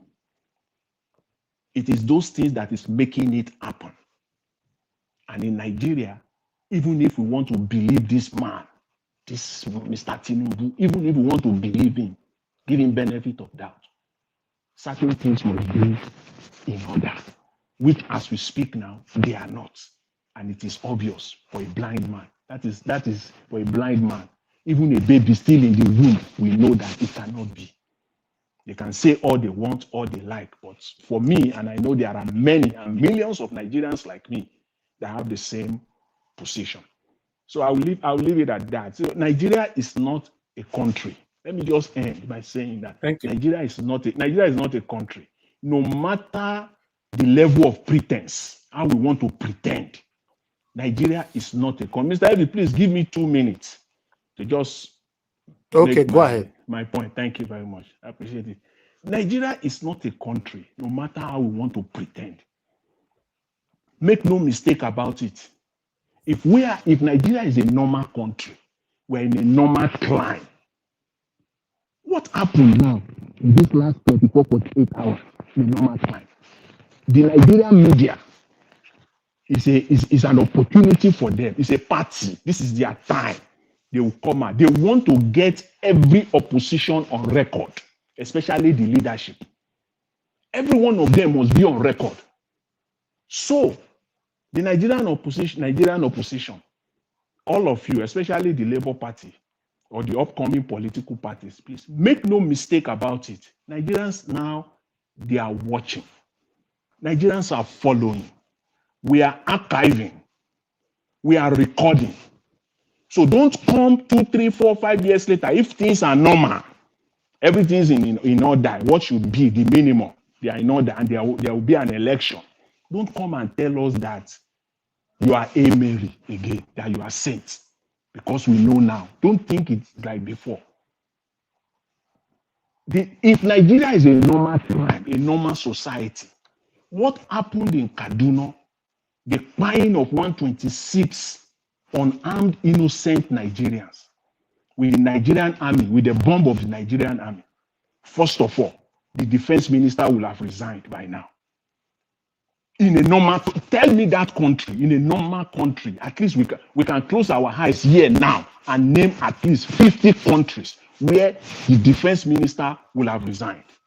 The chief of army staff, if not resigned, will now be sitting in front of the House and the Senate right now.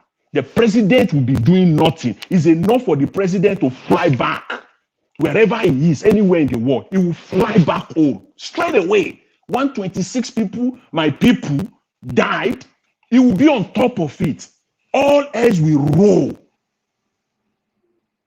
If he were in a normal climate, he will call for him. The president will say, I will give you the opportunity to resign, or I will fire you. And I want your resignation letter here. Within 24 hours, I will accept it. In a normal climate. The defense minister will not even talk. He himself will just put it in. He will be out.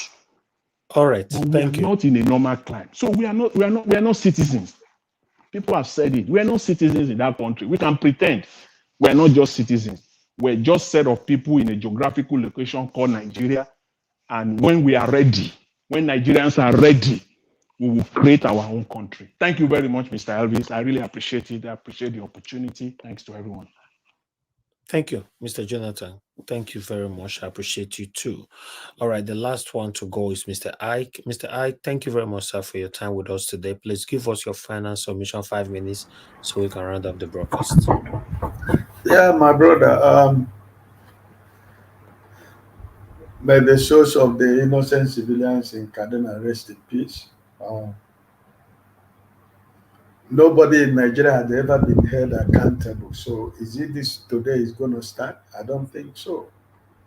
The institutions in Nigeria has become what it is, that they're captured by the people that are doing what is wrong in Nigeria. So there is not going to be any consequences. Like the last speaker said, in a normal civilized world, the defense minister and the Minister of Defense. By now, they're supposed to have resigned. And wherever the president was, he's supposed to have flew back to his country. You know. But this is a country. Nobody has ever been held accountable. And I don't think it's going to start now. Who is going to hold who accountable? They are all involved in the same crime. So who is going to say you are guilty? I saw when you display El-Rufai, his new company of about $100 million. That's a country. Where did he get $100 million? Who is going to query him? He knows a lot of secrets about all of them. So who is going to touch him? It's untouchable. We can be crying from now till tomorrow. Who is that? Who among them is going to touch? Is it Tinubu? Is it Shetima? Is it Buhari? Who is it? He knows all of them. They were all involved. He knows what every one of them do. All of them, he knows their secrets. So who is going to touch it? He can do whatever he wants in Nigeria. It's not good. Nobody's going to touch it unless we have a new Nigeria. Unless we have a new Nigeria. So it's sad that Nigerian army has been killing innocent people. It didn't start today. It has been happening in Nigeria for so many years. You know, they did it in Imo State also. They killed a lot of people, all in the name of they are looking for Nnamdi Kanu. They killed a lot of, hundreds of thousands of innocent civilians. They're still killing in the name of IPOB.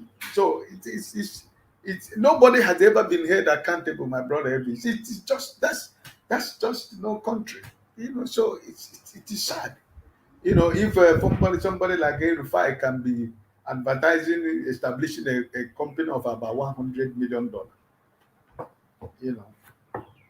who is going to hold here accountable? It is sad, my brother, but we keep our hope alive that someday, sometime, one day, God is going to give us a savior to really unite us as a country, to make it a country, like the other brother said, it's a geographical spread of people in different parts of area that is not a country called Nigeria. So this is what it is, my brother. But it is sad. Kaduna, the southern Kaduna have seen a lot.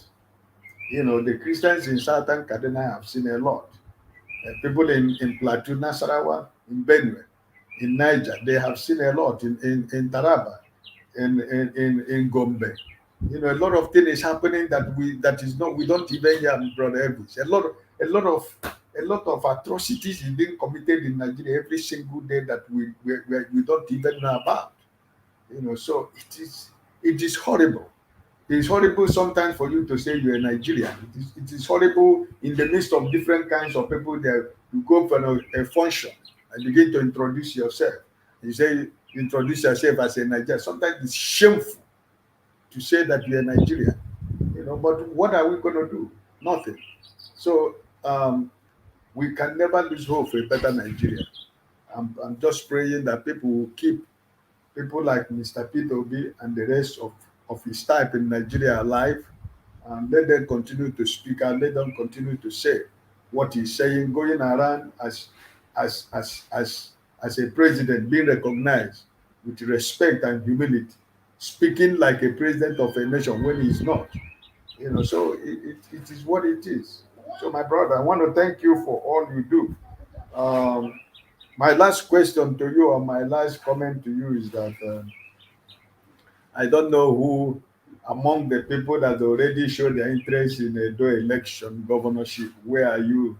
Who have you been who are you looking at? I'm not talking about party, but the individuals already that has shown interest. Thank you, sir.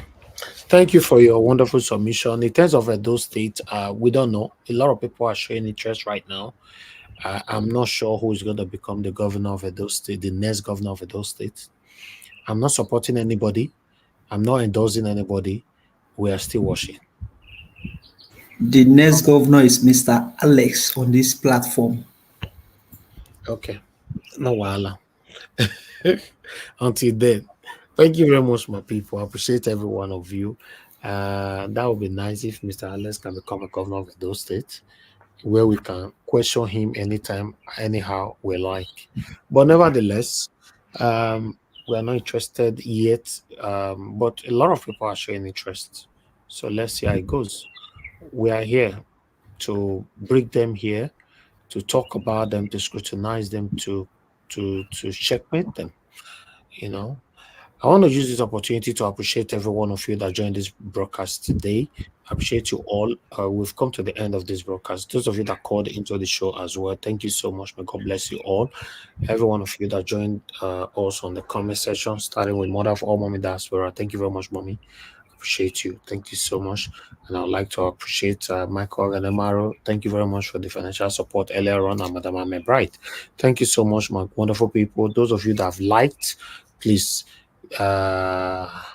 may God bless you, and I appreciate every one of you. And those of you, somebody actually gave me a super thanks today. Somebody gave me a super thanks today. I don't know if oh God, I don't have the name here, but I just want to say thank you on one of our broadcasts. Thank you very much for that super thanks. May God bless you. Guys, always make use of our super thanks. And if you appreciate the work we are doing, please just hit on the super thanks. And also hit on that join button to join our membership program. And God bless every one of you. We've come to the end of the broadcast. Tomorrow we'll continue from where we stop. Yes, permit me for us to end the broadcast now, but I'd like to quickly acknowledge some of the people right there in the comment section. Me, thank you very much. God bless you. Constant, thank you. Michael Abba, thank you very much. Michael Kunsaye, thank you very much. I appreciate you all. Destiny of Variable, I appreciate you all, my wonderful people right there. Van Maxwell, thank you. I can see you were asking for a link. Yeah, but it was too late, because we are rounding up. But unfortunately, that we don't know how you logged out. But nevertheless, tomorrow is another day. But child, not failing, my dear sister, I can see you as well. Thank you very much. I appreciate you all. Peggy Monday. Thank you, my wonderful people. Victoria, I can see you right there. Uncle Ben. Thank you, my people. Now, God will bless you now. We've come to the end of this broadcast. Please help us to press on the like button before you leave. And also copy the link to dump somewhere or other platform where you belong. Now, God will bless you now, my people. Take care, and I'll see you guys again tomorrow. Bye for now. I know they do competition with anybody. If I offend you, forgive me. Show me love, go to biza. Kama bara wa lo ninu ife kan akanbi. I know they do competition with anybody. If I offend you, forgive me. Show me love, I go show you love. Kama bara wa lo ninu ife kan. But I know they do competition with anybody.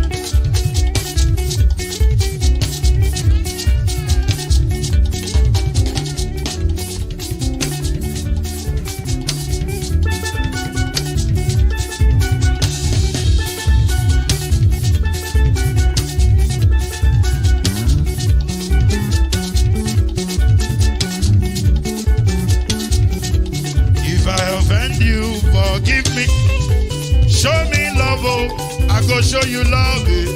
Kama bara wa lo nínú ìfẹ́ kan.